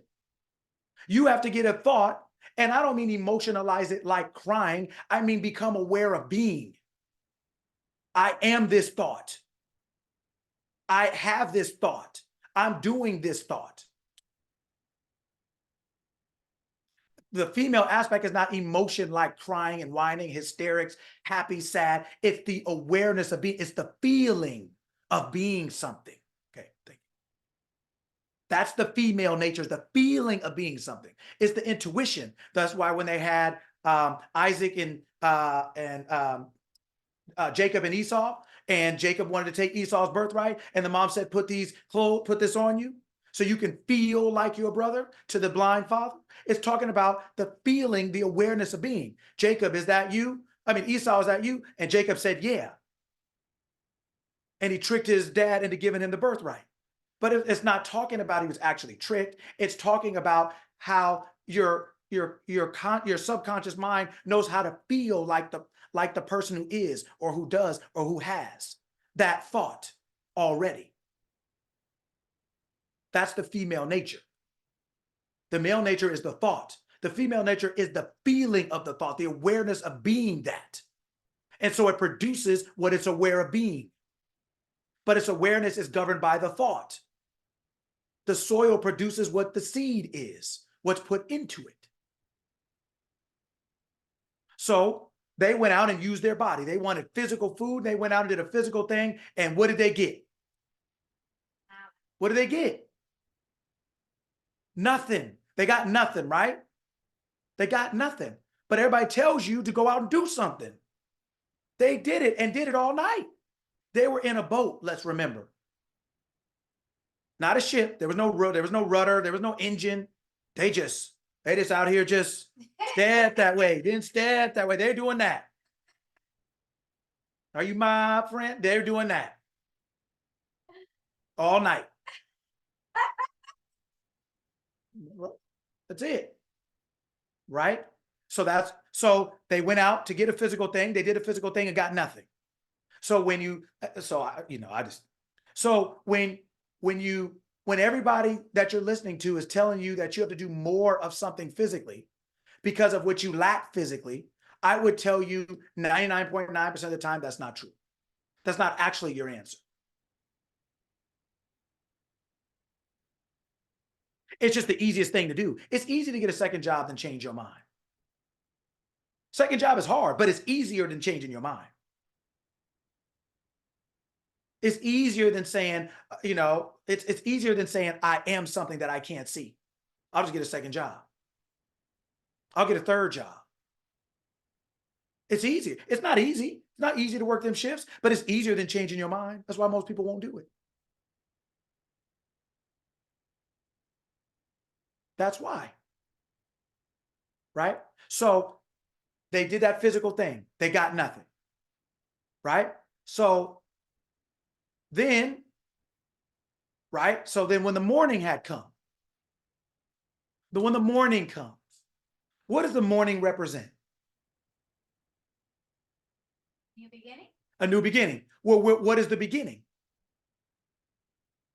What is the beginning of creativity? What's the beginning of creation? An idea. An idea. Where does an idea come from?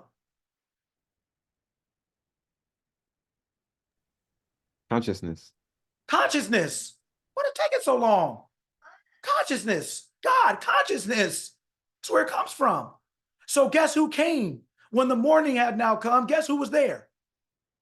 Who was there? Consciousness. Yeah. And conscious name in this case was what? I am. I am. In this case, on the page, what does it say? Oh. Jesus. When you in the morning, right? When the morning had now come, when consciousness comes, when the prodigal son was sleeping in the pig pen and it said he came to himself. Yeah, it was morning.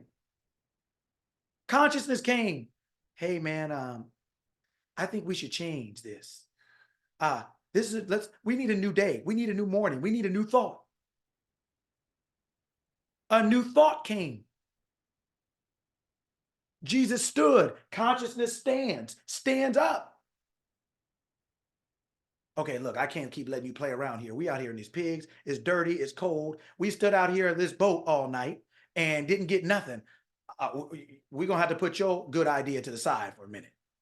It ain't working. So when the morning had now come, consciousness in flesh, the physical expression of consciousness, stood on the shore. Yet the disciples did not know that it was Jesus. So guess what? When you have an idea like God did with Moses, the disciple Moses, the mind that has not been trained, doesn't know that it's God. Doesn't know. Who am I? What you talking about? What? Go where to who? I don't have no degree. I can't afford that. I've never lived in a house that big. No black people live over there. What do you mean? How much is that? That only gets what? The disciples don't know that it was Jesus. Your mind is untrained. You don't know that God is talking to you, that your consciousness that has the ability, that has the plan is talking to you. You don't know it. You can't recognize it. You don't get it. You don't see it.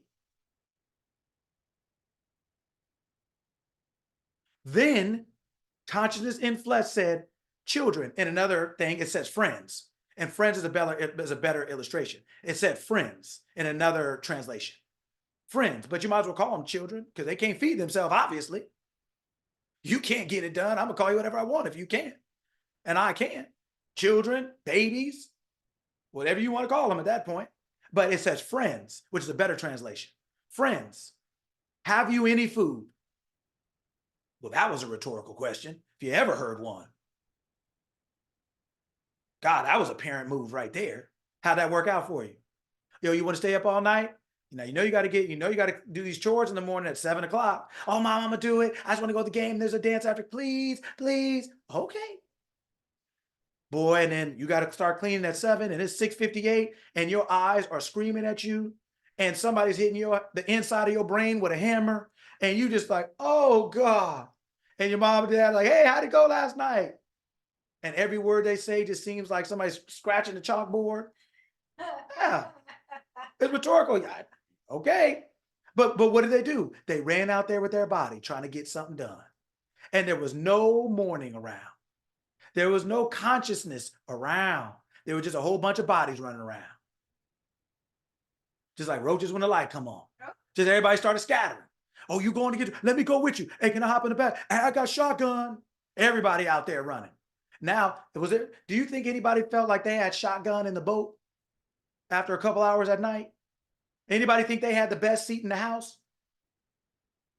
Anybody think like, yeah, I'm up here in the front? No. Yeah, anybody care where they sat then? No. Children, friends, do you have any food? They, all of them answered no. But people told you to get out and get on the internet and do push-ups and run around the block, put flyers on everybody's car, flyers on everybody's door, telling you to, you got to go meet people and you got to get an elevator pitch. But that's what they did. They did what it took, what they thought it took to get what they wanted. And they did it all night. And these are experienced fishermen, at least a third of them. And they got nothing. So now what do?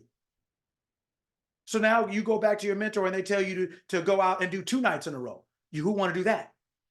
Go back on that boat again. And just hope it just keep, you got to fight for it.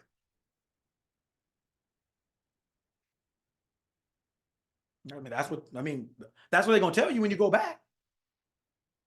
They're going to tell you got to do something else physical. But you don't even have nothing left physical to do it with. You hungry, funky, cold, and still in the same place you're in. Right? But they tell you, okay, so that's what they tell you. So let's see what male, female tells you. Let's see what consciousness tells you. So consciousness said to them, cast the net on the right side of the boat and you will find some. So humanity, your physical Moses, Sarita, Natasha, all of us on here, will go out in the boat all night. Go on the boat all night. All night. But you out there with no idea. You decided to tell the male, female, you didn't hit the snooze button on them. You didn't put them on mute. You don't want to hear that. You ain't gonna listen to that. So all 12 of you go out there and got nothing. Thank you. But consciousness, male, female, I am, knowing everything, said, oh yeah, just put your net on the other side of the boat. You didn't even have to change boats, change outfits, go to a different lake. You didn't have to rearrange your seating on the boat. You didn't have to they didn't say get a better pole, didn't say get some better bait, it didn't go through any of the things you're talking about. It said you went out there and got nothing for 12 hours. You don't know anything. It comes out there and tells you exactly where to put it and tells you exactly what's going to happen to you. It gives you what is casting that on the right side and you will find some. What does that statement remind you of? What does that statement remind you of? Yep. Another word for that, Marlon, is what? What word did we use? That's correct. This is a what?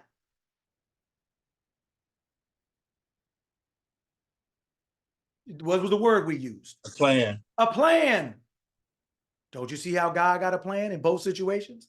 What did Jesus always say? I and my Father are one. The physical being and consciousness are one. I know who I am. I don't need to be out here. I know who I am. Oh, but you Moses. Oh, but you the disciple. Oh, okay, well, you go out there in that boat, see how that worked for you. But what did it say? Cast the net on the right side and you will find some. Consciousness always is giving you a plan. The male-female aspect of yourself, I am, is always giving Della a plan.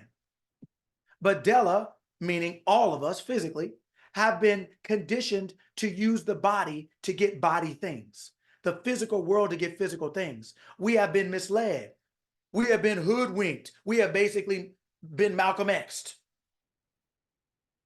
We've been told that the way to get something, the way to get any physical thing is with the physical, but the physical can't even do anything without the breath of life. So what you think you're doing without your consciousness, without the awareness of being success? How do you think you're going to reach that? What do you think is how many lives you do? That's what you think? Oh, you think it's who you know. Oh, that's what you think. Oh, you think that, you good friends with so-and-so. That's what you think. Oh, you think because you went to Stanford or you went to Yale or you went to Berkeley. Oh, that's what you think. Oh, so you think it's another physical thing that's going to save you. But that's what they thought too. And these were actually professionals in the field that they were trying to get. You're not even a professional like they were. These people were born on water, or water everywhere. Everybody got a boat. And nobody caught anything. And they had to eat fish every day to eat. Stayed out there all night, 12 of them. Grown adults. Nobody caught anything. Then one cat come out and says, friends, children, you catch anything? How'd that work for you? How was the game last night? How was it? And you up staggering through the house trying to get yourself together? Yeah, because you went out there with your behind and not your mind. Again, you suffering again. But then people tell you to practice gratitude. But a lot of the gratitude you're trying to practice is just trying to numb misery. And the misery just comes from the fact that you're ignorant. And the ignorance meaning you think you can go put your body through anything because you won't actually discipline your mind. So do you have any food? How'd it work? It didn't. No. Then he said, cast your net on the right side of the boat and you will find some. Now, isn't that funny? Now, here, what's funny about that statement? So we realize it's a plan. What else is funny about that statement? For those of you who weren't in class yesterday, you guys can wait a second. If we don't get it, we'll move on because I want to make sure we have enough. Yeah. Right? What's funny about that statement? Cast a net on the right side of the boat and you will find some. What's funny about that statement? That he's telling them what to do. Okay, that ain't funny. They're used to that. He's the teacher. They're the disciplines that are being disciplined. Those are the aspects of mind being taught. They're used to that. But what else is funny about that? And that's good that you answer. There's no. He's telling them where to find it. Where to find it. But how does he know that they didn't put it on the right side of the boat already? Why did he say the right side of the boat? He wasn't there. Sarita put he knew they didn't. Well, yes, he did. He knew they didn't because consciousness knows everything. Consciousness knows everything, right? When we're young, we always think we fool our parents until we become a parent. We realize, yeah, I don't know why we even thought that was going to work. Like when I told my mom I didn't get my report card in middle school and I was the only one in the whole middle school who didn't get a report card. I tried it. It was brilliant. And to me, I thought it was going to work. My mom was like, yeah, okay. Well, I know that report card better be here tomorrow. She didn't even, I don't even think the car slowed down. She didn't even, it was just like, yeah, okay, that's wonderful. Yeah, okay. Marlon put testing them to see if they have faith. What do you need to test them for? That's like testing your child. You already know what they're going to do. You know them. There's no, God doesn't test you for nothing. That ain't, how can I test? Who are you testing? Right? Like you already know the answer. Was he saying the right side or like as a direction, or was he saying not the wrong side? No, so it's a little deeper than that. Yes, it's going more to what you're saying, but I just didn't go that deep because I was trying to save time. But basically, so let me answer your question second. Let me say this first. So he basically just said, in the same situation you're in, if you just put your mind, kind of to George's point, in the same situations of life that you're in, if you just turn to a different aspect of your mind, it's right there.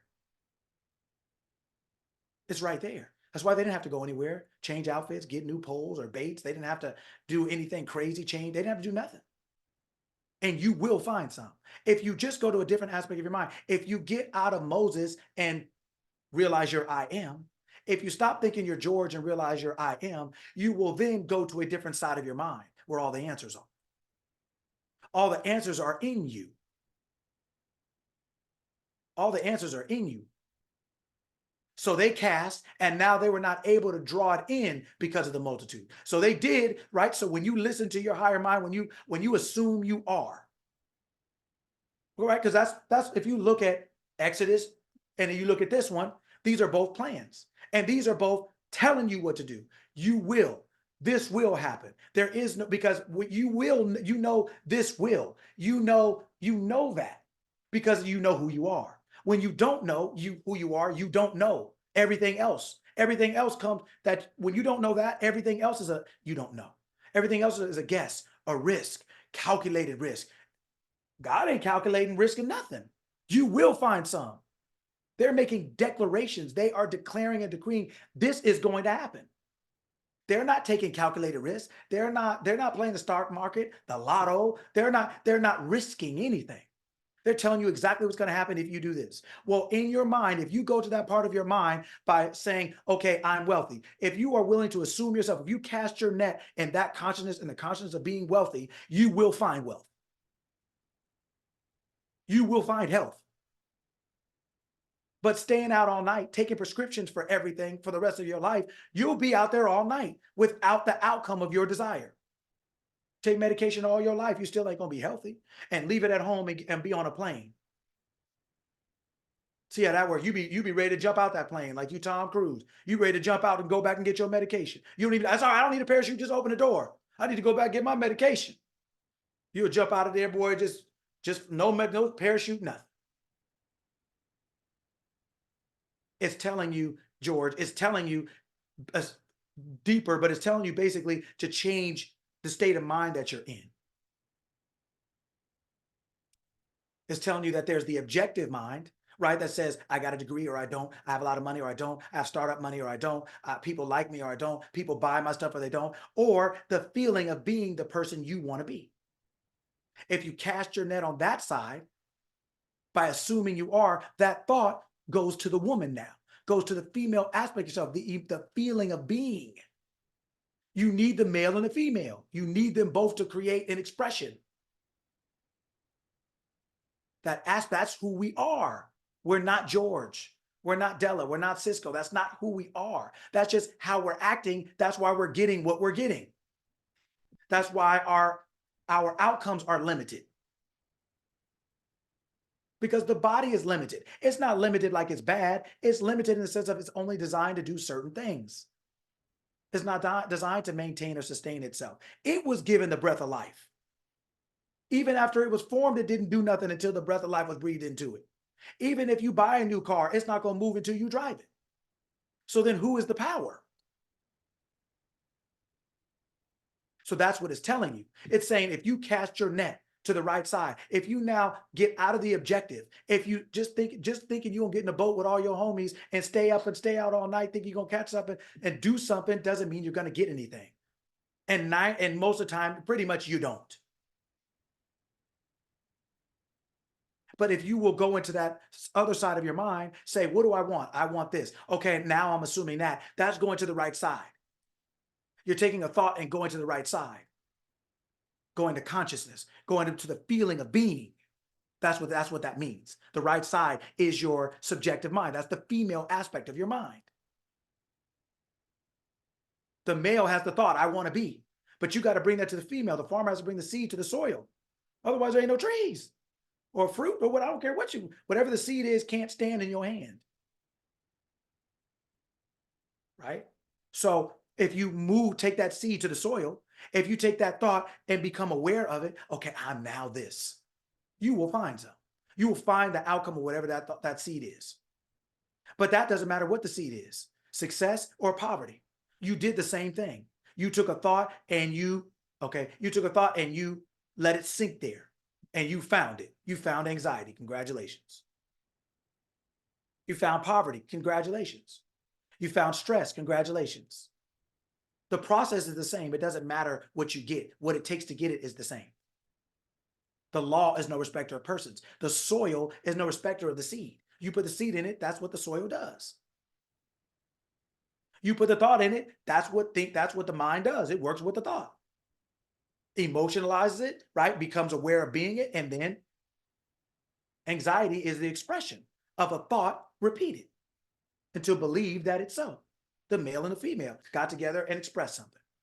We call that outcome anxiety. Okay, but it's just a process. And the process for any outcome is the same. Right? So they did that, they cast it, and now they're not able to draw it in because of the multitude of fish. But last thing I want to say before I open up for questions, comments, because I want to make sure there's enough time, is it said in verse 5, it said, then Jesus said to them, children, have you had any food? Well, in another verse, it says friends. So I'm telling you guys this now, and for the class, I'm coming back to it because I said I would show you something. Then Jesus said to them, children, friends, have you had any food? Okay, when he says children or friends, who is he talking to?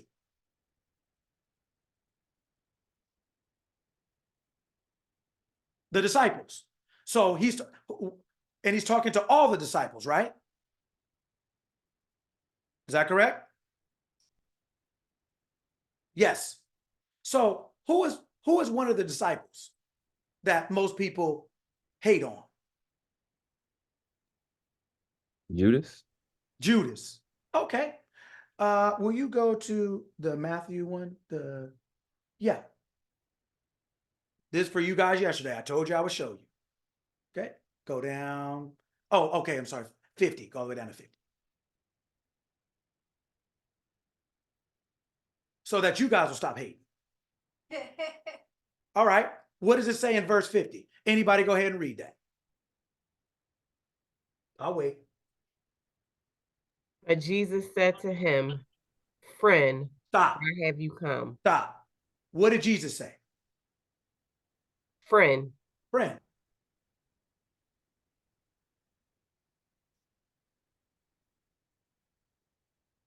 Mm. Yeah. Anybody tell you that? Anybody show you that? Friend. I told you guys yesterday I would show you. This is for your heartburn from yesterday. Friend. Friend. Why do you think he called him a friend? Because he was going according to the plan. Because he was going according to the plan. And so you can call somebody a friend when they're going according to your plan. Don't matter what they do. They're going according to your plan.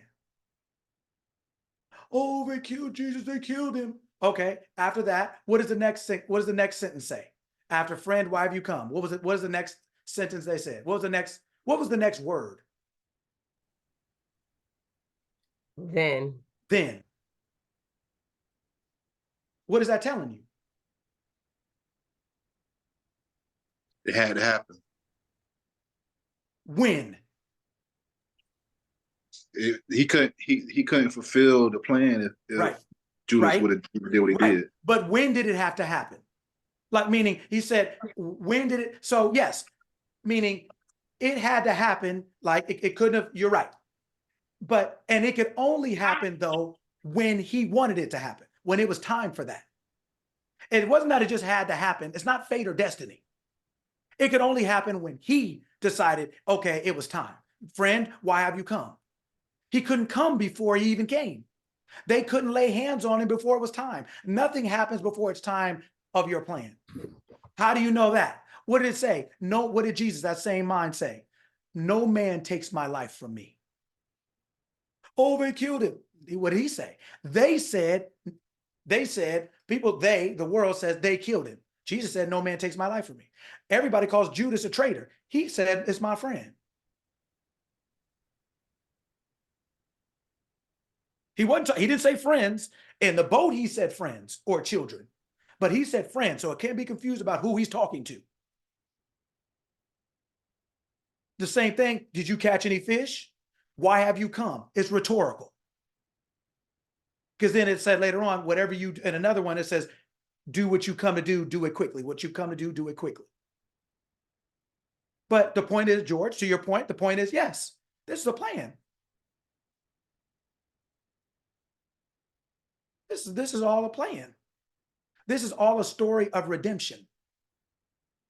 This is all a story of showing you who you are, and that within you, you can do anything. Within you, you can know what people are doing without having to be tapping their phone and being worried and stressed out. Within you, nothing can happen to you when you're in your right mind. No man can take your life from you. Diabetes can't do it. Bullet can't do it. Cancer can't do it. Poverty can't do it. Nothing can happen to you against your will in your right mind. But when you're not in your right mind, that is your will too, and that has consequences. That's why it says, according to your faith, be it unto you. Friend, why have you come? He said, he called Judas a friend. Everybody else calls Judas a traitor because they don't understand the role Judas had to play. But Jesus did. That's why he picked him as a disciple. What do you think? You think Judas just literally stabbed him in the back? Like, Judas, I can't believe you would do that to me. What do you think? Jesus didn't know? What did he say? You're going to deny me 3 times before the rooster crowed. Told somebody else that, didn't it? What did he ain't? Jesus wasn't caught slipping. When you are in your right mind, you don't get caught slipping. How? How does God get caught slipping? God knows everything. Consciousness knows everything.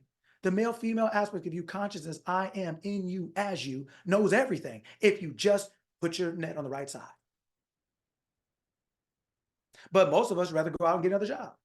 Most of us rather go out and blame everybody. Most of us rather go out and do all it, but that person doesn't do that. Friend, why have you come? What you gonna do?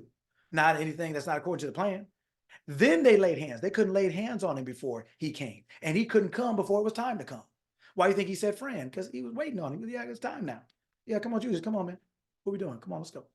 Got somewhere to be.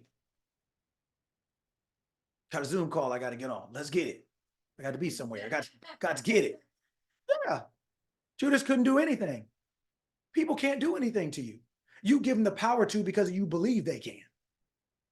Jesus didn't give them that power. That's why they couldn't. No man takes my life from me. I have the power to lay it down and take it up again. That is the power my Father has given me. That's the power I am gives you. No one can take your life. But you can assign someone to do it in your ignorance. And that's what happens.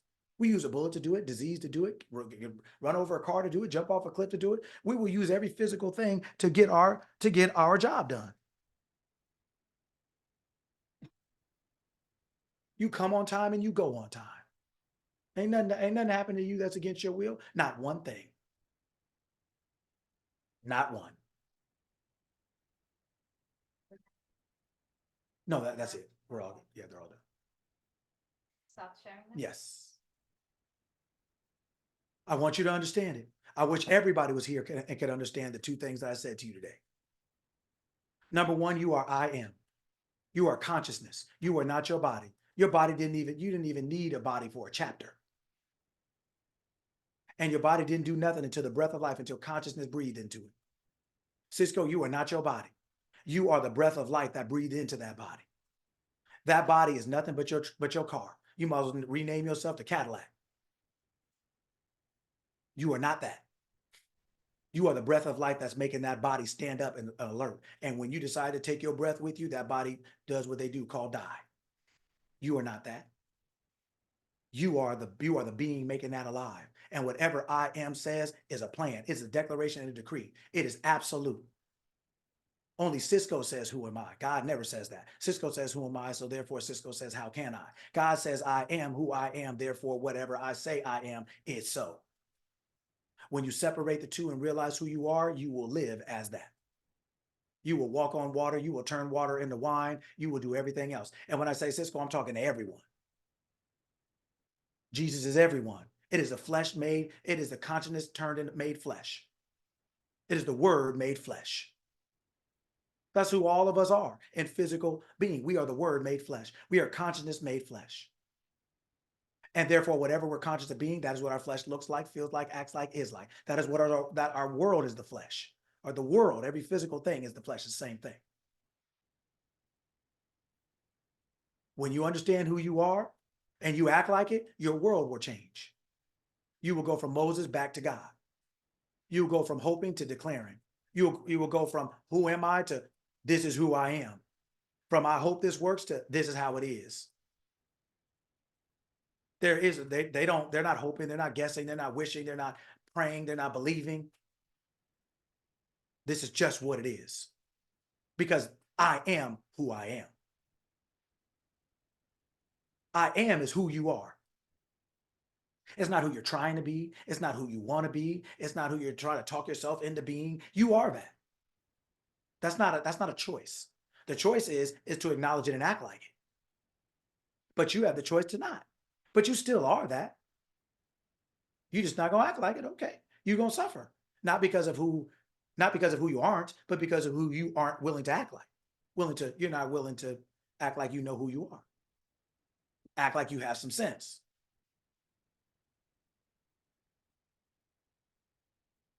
If you can remember that you are I am, that you are the consciousness only, that you don't need a body to be who you are.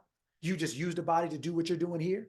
Therefore, you are absolutely in control of this thing that you created to have to deal with this world. You created that body. You stepped into that body. You chose that body. You chose your parents. You named yourself. You did that.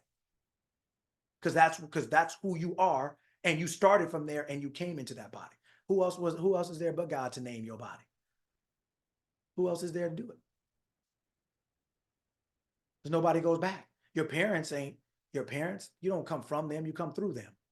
Because your parents ain't the end. They got parents and they got parents and they got parents. You didn't come from them, you came through them. Just like your water doesn't come from the faucet, it comes through it. It comes from the reservoir, from the end or the beginning. It doesn't come from your faucet, it comes through it. You didn't come from your parents, you came through them. And you picked the parents to come through. When you understand that's who you are, then you realize everything is yours. You can do whatever you want. And when you realize who you are, then you won't be out there prostituting your body for 50 hours in 2 days. Just selling your whole body out, wearing it out, exhausting it because you're unwilling to think properly. And you got it out there all night fishing. Now you got it out there, you're out there doing it bad because you're not willing to think about who you really are. And a lot of us, it's not that we don't know. It's not that we know, we don't know. We've been told something else by everyone else since we heard anything. You are I am. They call that God. You don't have to call it God. God is just a title. It's just telling you what type of authority you have in your life. You are the highest level of authority in your life. That's what I am is. And with that authority, there is no one to tell you no. There's no one to stop you. There's no one hating on you. There's no opposition. There's no competition. There's none of that. But what you have within yourself. And when you realize that and you get out of your own way by realizing who you are, then shoot, there's nothing to stop you. There's no one trying to. There's nothing trying to. It's only the obstacles you put in your own mind because when we don't know who we are. And we're not crazy. We've just been conditioned. We've been told we're something else. We've been told that God is something else, somewhere else. We've been told we need to get on one knee and put crosses on the ground and crosses in the air and cross ourselves. We've been told that. So we're not crazy. We've just been conditioned, but we've been miseducated. We've been misled. That's not true. The people in the book didn't even tell you that was true. They told you it's the opposite. They're telling you it's the opposite. They're just telling you story after story after story, allegory after allegory after allegory, metaphor, analogy after metaphor and analogy, telling you they're all talking about you. And all the different characters are just different aspects of your consciousness, showing you what you're going through when you're going from the beginning to the end. It's all a journey. It's all a journey about you coming back to yourself. That's what Saturdays are about. That's what these Saturdays have been about. We only got a couple left, but I wanted to get this to you early so you can digest it in case you got a couple more questions in the next couple of weeks before we finish. Digest it. It takes some time. It's all right. But it's the truth. And if you sit with it like some tea, it'll turn that water into some flavor. It'll turn your life into something else. You let that truth sit in you long enough, it'll change you. You will start talking that talk. You'll start walking that walk. You start realizing like, what the hell have I been talking about? What? No, that's dead. That's over. I'm new. I'm a new creature. I'm new. I have a new awareness of myself. I am who I am. Why can you do that, Della? Because I am who I am. That's why. I don't need you to like it. I don't need you to agree. I don't need you to understand it. My idea wasn't talking to you. My idea was talking to me. That's why I didn't come to you. It ain't about you. because I am who I am. You'll say that to yourself. I am who I am. Why can't you can't stop taking medicine? No, I don't have to. I'm just going to remember myself out of it. Marlon put, isn't that in the scripture, renewing your mind? Yes. You always talk about Be you that. right? Class. Be you transformed. By By the the By the renewal of your renewing mind, of your of your mind, mind. That's right. Change your mind. change your life. change your life. Change your mind. Choose your life. Your Change life. your life. Right? Faith is. A Decision. decision. Decision. Yeah. When you start talking that talk and you'll start to realize, man, you out here. You everything you could ever want to be. It's not a matter of trying to get something. You already are that. It's about becoming aware that you're that. And you'll see it all fall in your hand. All right. Questions, comments before I let you go. Go ahead, Sparkle Bailey. Coach, thank you so much. I'm so grateful, just grateful. Just my baby brought me some tissue. I'm just grateful. Before I shed my thug tears of gratitude, I have to ask you this question because so many of us were taught the wrong way to translate the Bible. Mhm. Coach, I haven't read the Bible in years because of the damage that was done to me. Mhm. Because of the way the Bible was taught to me was so damaging. I don't know how you studied the Bible. I don't understand how you got all this game and we apply this game and it works and it's successful and it's healthy. I want to understand, how did you study the Bible versus how all these thousands of pastors teach the Bible wrong? How do you come out of nowhere? Like, I just met Pharaoh in this community, and now we get to have you in our lives too. And it's not just you. Like, I'm not trying to put you on a pedestal. Yeah, sure. I'm just saying, like, how did you process all this game? And we all were taught the same lies from this one book. How did you process all of this differently? Like, thank you so much. And how did you do this? So when you transition one day, we not stuck here on earth lost. Like, we can't do it without Coach Lucky. Hell no, we can't do it without Coach Lucky. Like, we can do it for ourselves, but like, where do we begin? Mm-hmm. So where we all begin with the same thing. However we got there, and wherever and whenever we get there, we begin with the same thing. It's a desire to be something different or know something different or have something different. It's a desire. I felt I was a good person. I didn't feel like I was perfect, but I felt like I was a good person. But it wasn't meaning much. It wasn't getting me the life I really wanted. I didn't feel like I was out here killing it. I feel like I was out here not dying, but I didn't feel like I was killing it. I just felt like I wasn't dying. Right. And so I said to myself, like, okay, when I first started, I grew up going to church like everyone else. I felt like I had a pretty good pastor, especially compared to other people. But there were still things at young age I wasn't listening to, young age I didn't understand, young age I didn't care about. But I felt like that person exhibited some good qualities that made me respect him enough to at least keep it in the back of my mind when I was ready. But when I started this journey, I had a foundation in certain things that helped me. But for me, what I did, okay, let me shorten it up. This is what I do about everything. I solve every problem the same way. Problems are different, let's just say. Challenges are different, but I solve every problem the same way. I say to myself, if I were what I wanted to be, what would I say? Or what would I call myself? If I had what I wanted, how would I articulate that? What would I think? So I say to myself, I know everything I want to know. I know everything I want to know. I understand everything I want to understand. See, we will say that when we get there, but we have to understand that when we know who we are, we have to say the end to get there. You say the end to get there. So if you want to know this game, start telling yourself you know it. I understand everything I want to know. I understand everything I need to know about whatever I need to know. I always know everything I want to know and what to do about it. Like, start telling yourself you are what you think you want to be. So tell yourself, this is what I want to be. Say, I want to be this, so that you can really figure out what it is you want. But then once you figure out what you want, I want to be this. Start telling yourself you are that. I am the person who knows. I'm the person who understands how to think. I'm the person who can walk on water. I am the person I want to be. Start assuming yourself that you are now your desired end result, that you're now that. You're not trying to become that. You're not waiting to become that. You're not studying, hoping to become that. You are now the person who is what you want to be. You're that. I am the person who understands everything, whatever, or I am the person who knows everything. I am the person. And when you sink your net into that, right, you'll start to see the fish coming. See, people wait, you can go out and do that, but if you don't have the thought of that, you'll be out all night, not catch anything.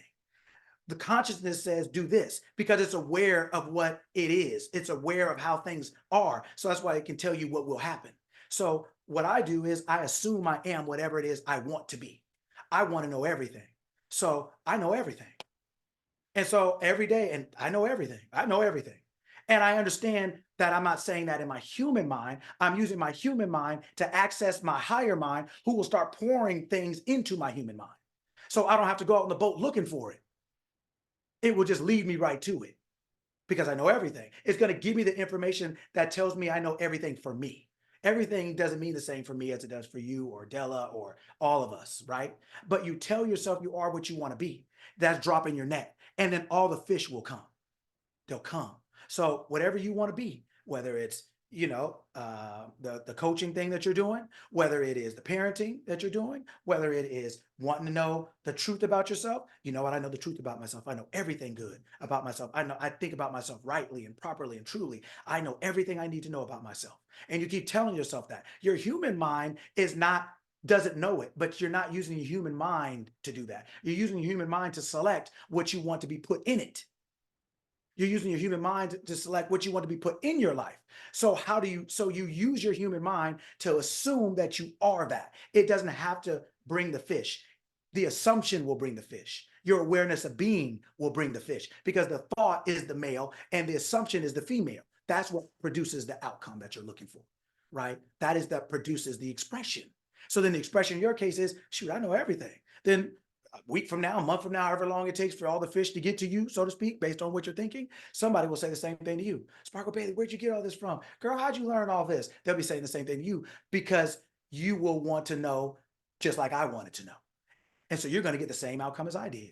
The law is no respecter of persons. Veronica will tell you, I study all the time because I enjoy it. It's like a fisherman fishing. I enjoy it, but I'm assuming I know everything. And that assumption is drawing the information that increases what I know. Sometimes it's books, sometimes it's videos, sometimes it's languages. That's why I speak so many, because I have something I wanted to do. I wanted to speak 10. I'm up to 6 right now, right? So just wanted to know. But when you assume you do, that assumption will bring in all the information to harden that assumption into fact, because that's creation, right? Remember, that's why I said the first thing we said today. The first thing is you don't need a body. Your consciousness is everything. So when you become conscious of it, then the body is alive. Becomes alive. You breathe life into your desire by consciousness, that's why you don't need a body. You don't need that. You just become aware of it and that will come to you, that awareness that you're looking for. So wonderful. Della was next.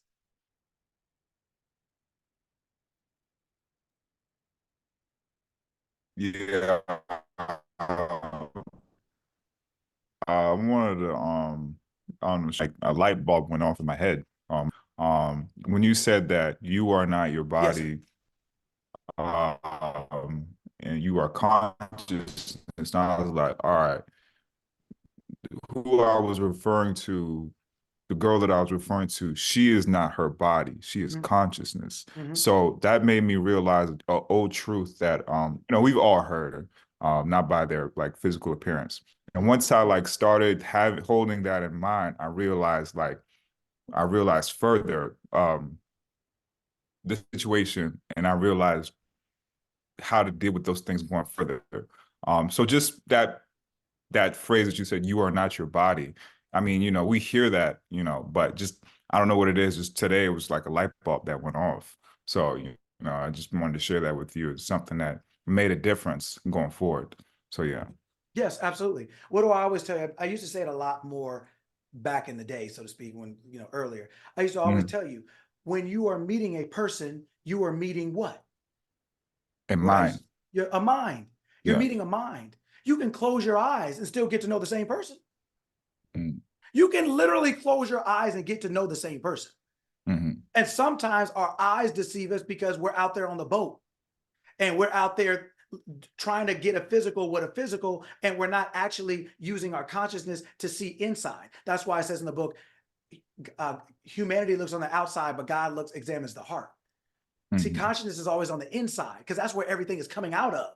But we're Yeah. looking on the outside trying to get in instead of going on the inside looking out. Once you're on the inside of somebody's house, you know what's there. You can window shop all day, but that ain't gonna tell you what the store is like, right? When you're looking at a person, you're window shopping. You're getting some slight idea, but it's different than when you close your eyes, right? When you go inside, when you realize I'm meeting a mind. It's clothed in a body, but I'm meeting a Mhm. mind. I'm meeting a male, female aspect. I'm meeting a consciousness. And then once you can identify what that consciousness is, then you have a better understanding of why the body does what it does. Right? Absolutely. Sarita. Yeah, it's just it's it's it's really like I've been in Bible study, I've been in church, I've been in all of those things. When you broke down, even in the first chapter of Genesis, when you said we were created, so our minds and our thoughts were created, our consciousness was created, and then chapter later, our body was created. It just amazes me how long we were. It's like the Matrix right now. Like this is what's happening. Like I feel like I was in this matrix all of this time, and now I just took the red pill and I'm getting it.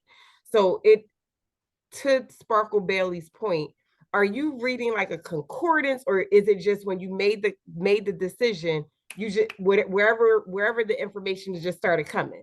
Yes, it was Okay. that. Okay. When you make a decision, when you put your net in, the fish come. Putting your net in without the decision will have you out there all night. They put a net in, right? And it was 12 of them, and they got nothing. One person, all it takes is one shift of your mind to go from I want to I am. It only takes one. 12 got nothing. One, they couldn't even pull it in. They had to tow it in, drag it in. There was so much of what 12 wanted, one got. So that's why I told Sparkle Bailey, yes, put your net in, assume you are what you want to be, and then all the information will come to you. Whatever you want to be, it will come to you. Because all of us are in different situations, different locations, different ideas. The same thing doesn't get everyone's attention. So your answer is as tailored or specific as your question or as your desire. Does that make sense? So when you assume you are, that's why I always give you guys the tools, because the tools will get you anything you want, but the tools are used by the user, right? Plumbers all have the same tools pretty much, but according to who they are, they know how to, some use them better than others. They're more aware, they're more skilled, they have more, so then they have a different relationship with the tool, even if it's the same exact tool. So what I'm doing is giving you all the tools for you to learn how to think about being whatever it is you want or do or have. Then you can apply that to anything. So put your net in the assumption that you are, and the fish will come to you. The assumption that you are a great parent, or that you have a great business, or that you put your net in that assumption, and everything necessary for those fish to come will be there, will come into your net, and it'll all come to you. And you'll have so much information, you'll have so many good conversations with your child, or you'll have so many clients, the principle works the same. You'll have more than you could ever use or need, right? Just because of that assumption, it'll come to you. Yes. Okay. Thank you. So, coach, Yes. quick question. Yes. So, the assumption, Yes. how do we go about shifting the assumption, Yes. i.e., a loved one struggling with wanting to live? Yes. And their assumption is that the world is a dark place. Yes. People are getting burned up. People are killing each Yes. other. Yes. People are leaving me. They have abandonment issues. I don't want to be here. I don't want to live. How do you go about shifting the assumption that life is not going to always be as bad as what it is when you're so focused on the past and struggling to even dream for a positive future to even want to live? You have to understand that your assumptions are what create your reality. And until and unless you're willing to choose them or change them, you will not be able to choose or change your life. So if you are believing on behalf of someone, you have to do the same thing for them that they can't do for themselves. What does that mean? It means you have to be willing to see them in a way that you want to see them in your mind in order for that to ever become sight. That has to become your vision of them. That has to become the version of you that you hold for them, even if they can't do that. So, you're a teacher, you see parents dropping their kids off at school all the time. Well, they're doing that most of the time because the kids can't do it for themselves. So they take them from where they can't get themselves to school. Then once they get to school, they can do it for themselves, right? They take them in the part of the journey that the kids can't do for themselves. So what you're doing is you're taking that part of the person into, you're taking that slack up for them. You're saying, okay, this person doesn't see themselves that way. I have to make sure that I still see them this way. I can't see them as they see them. So if they can't see themselves differently, but I want them to change or have a different opportunity, then I am going to step out like Jesus did, and I'm going to put my net on the other side. I am going to think opposite of what they're doing. So they think it's not this, it's not that. So everything you said to me, almost write it down on a piece of paper. Everything you said, draw a line, and then for everything you said, write the opposite. Man, every day they wake up, they say, they can't believe how great today is. Man, the sun is shining so bright, the birds are chirping so loud. Wow, what a wonderful day to be alive. You have to be able to say that to yourself separate from what they're saying to themselves. You cannot conflate the two. You have to be willing to say, I know that my assumption creates my experience. So I know that I can assume anything I want because an assumption, right, is a belief without proof. I don't have to prove it first. I don't have to see them first. Jesus said, put your net on that side and you will. He didn't have proof, so to speak. There wasn't fish in there before they put the net there. They had to put the net there. Then the fish came. So you put your net as that person being what you want them to be. And then the fish will come. You will see that. Right? There's a story in a video from Neville Goddard. He talked about, it's called The Pearl of Great Price. And it basically talked about a lady who went into a deli or a bakery or something. And there was a young girl who served her all the time. And one day she just went in and the older lady went in and the young girl wasn't looking good. And so she's like, wow, I wonder what's wrong with her. So she said she went home and she just had a conversation with the girl in her mind.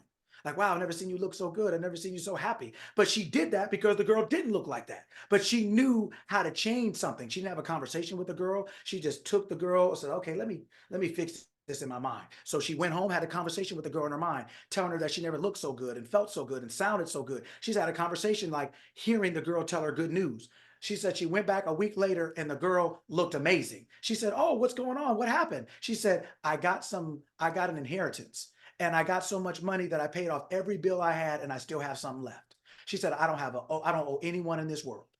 Now that young girl didn't know that this lady did that for her. She didn't know that, but she didn't need the girl's permission to do it. But she just had to have her own vision or version of that girl that she was willing to stand on so that she could see it. But she had to have that before she saw it. She had to have a vision before she got the sight. The vision is what she created when she went home and talked to the girl like the girl was what she wanted her to be.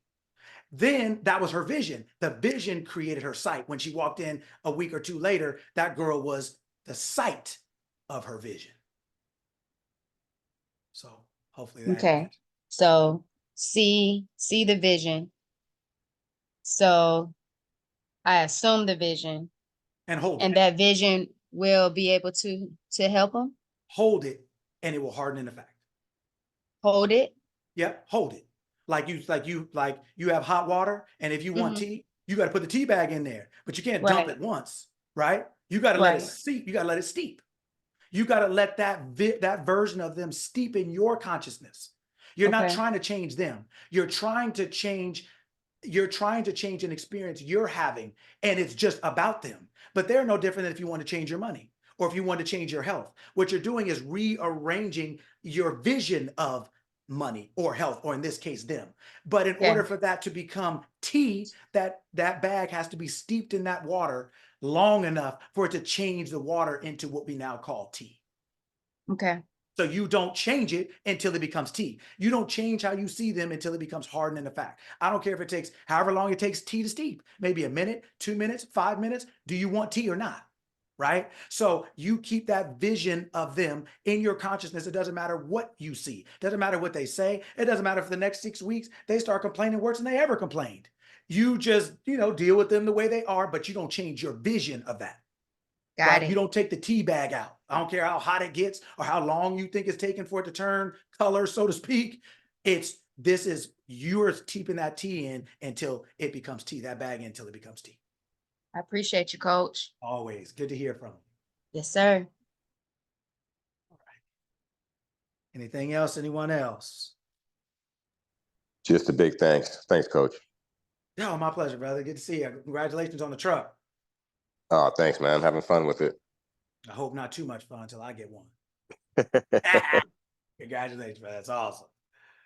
Wonderful. All right. Well, hey, it's 9 something, a little after. I'll let you all go. But I hope, it's my intention that if you weren't here at the beginning, that you rewatch this and watch it over and over and over, because I'm telling you the truth. This is not about me. This is not no church service. You don't owe me anything, no allegiances, no alliances, no t-shirts, nothing like that. It's about the truth. Listen to this over and over, because if you can get these 2 things, they'll change the way you do everything else, right? You are the breath of life. You are life itself. Your body ain't doing nothing but following the life you give it, but following the directives you give it. Your world is just like your body. It's a physical expression of what you are, what you believe in yourself and telling yourself to be. You don't need a body. You don't need money. You don't need all these things to be you, right? But they are your servants.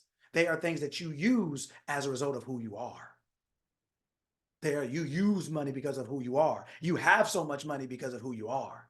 You use them because of who you are, right? So listen to it over and over, and things like that. Assume you are whoever you want to be. Choose what it is you want to do, to be, to have. And just like Giovanni and I were talking, you take that consciousness, you take that desire, and it's like a tea bag. You steep it into your consciousness.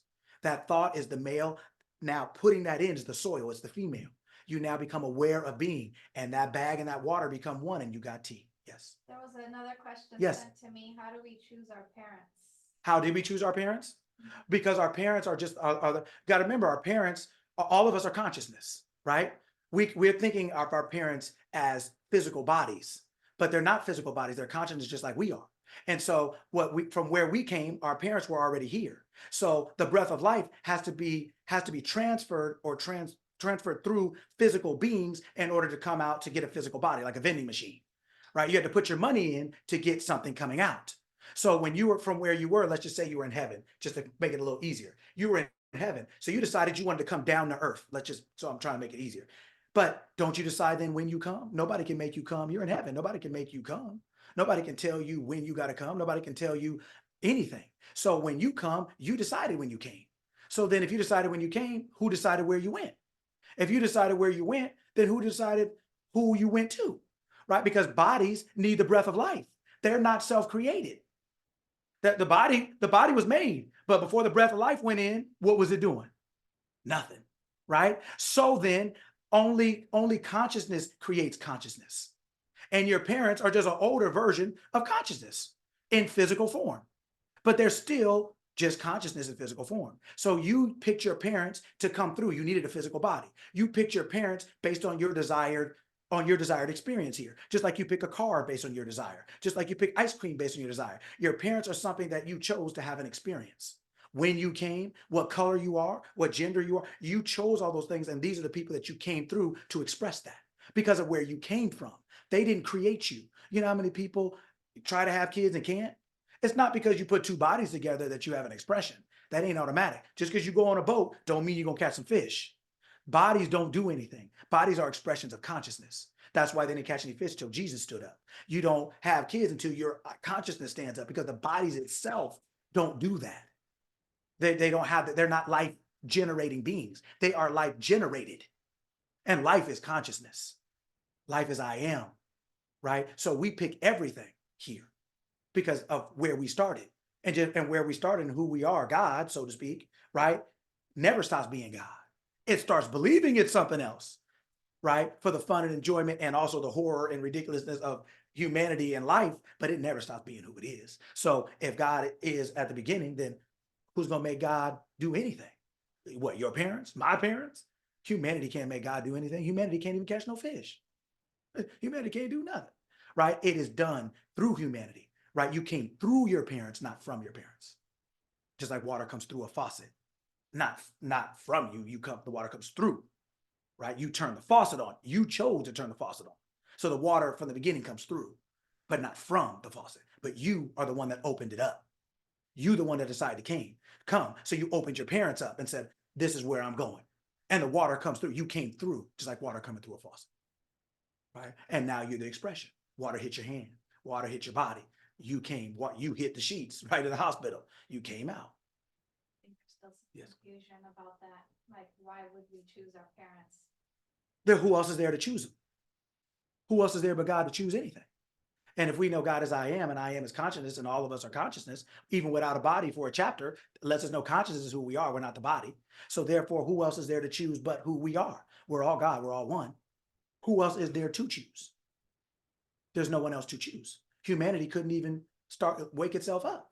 The breath of life had to do the body that was formed. The breath of life had to make that body stand up. The body couldn't stand up on its own. Physicality is just an expression. It's not the authority. Just like your car is an expression, it doesn't move without you. Why did you pick a truck? Why did you pick a motorcycle? Why did you pick? Because who else is going to pick if it's yours? Who else is going to pick but you? Right?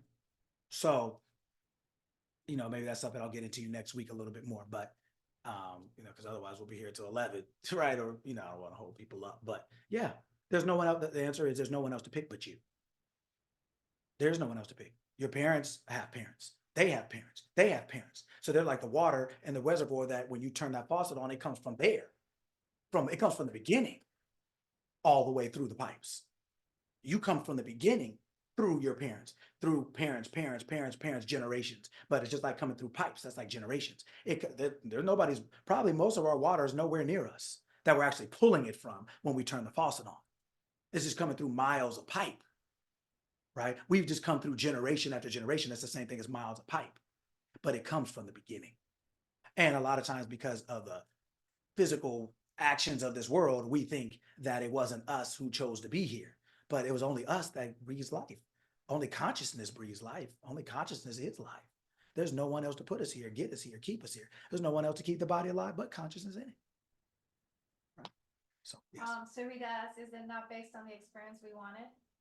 It is, but a lot of, it is. And a lot of times, just like we don't know who we are, because we don't know who we are, we also don't know how to frame the experiences we're having. One, and we also don't know how to change when we want new ones. So we either blame someone else if it's not what we want, or we wait for someone else if we want to change it. But both blame and wait, isn't that what Moses was doing? Well, I don't know. Well, what do you mean? How am I going to do that? Or what about when Jonah was running from God and God was saying, I want you to be this, and Jonah was running, right? And ended up in the belly of the whale for 3 days. Or like we're always in our humanity believing that we're not up to the task, or we're not in control. But if we were in control in the beginning, when do you think we lost that control? We never lost that control.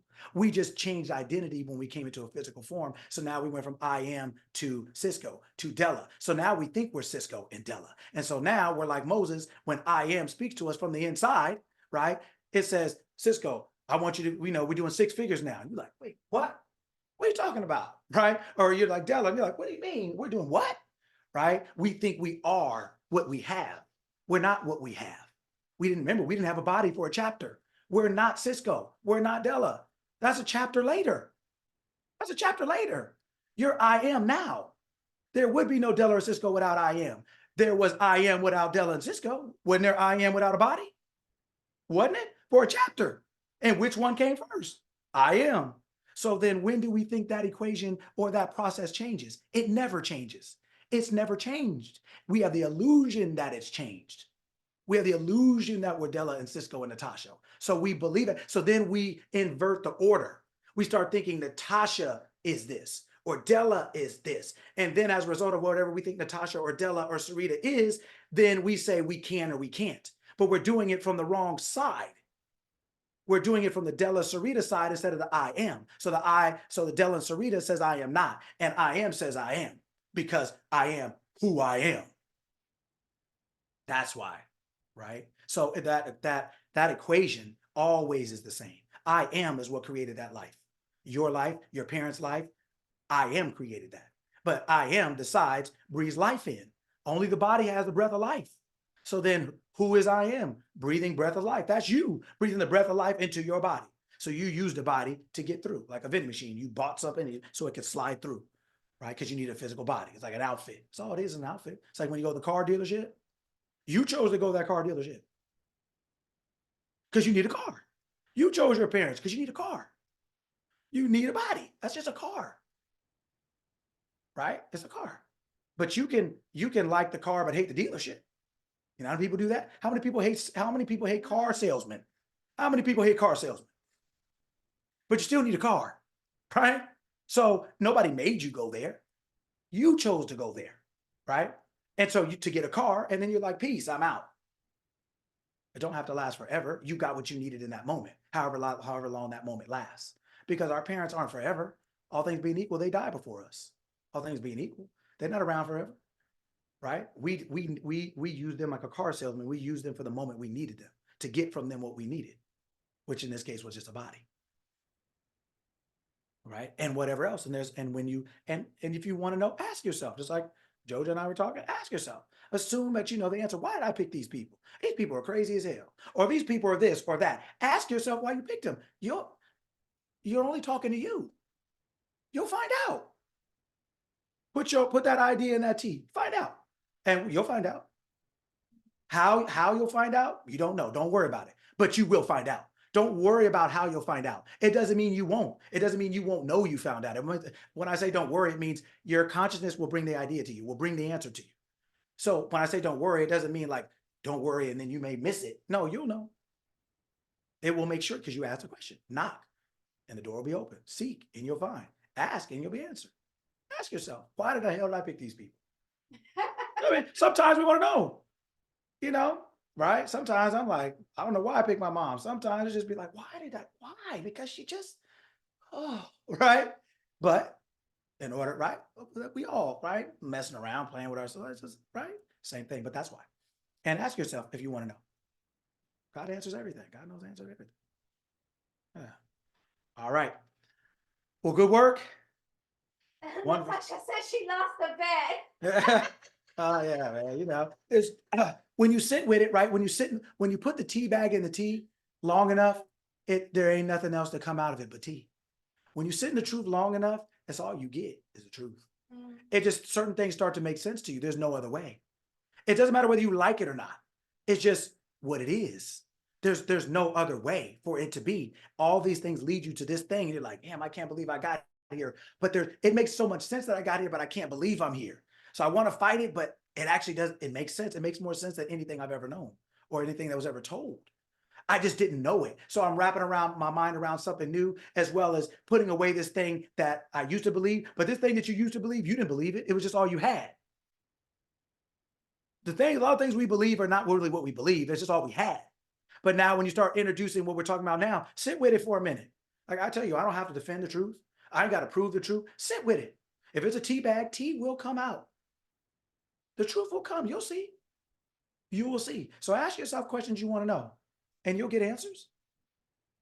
You'll get answers. Right? All right. Well, wonderful. Thank you all. It's a wonderful Saturday, a wonderful long Saturday. Thank you for the time. I love you all. Appreciate y'all. Respect y'all. We practice. Now it's time to go play. Now it's time to prove it.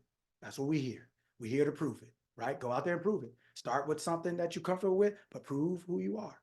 Start talking like you're God to Moses. You are God. I am talking to Della, talking to sis.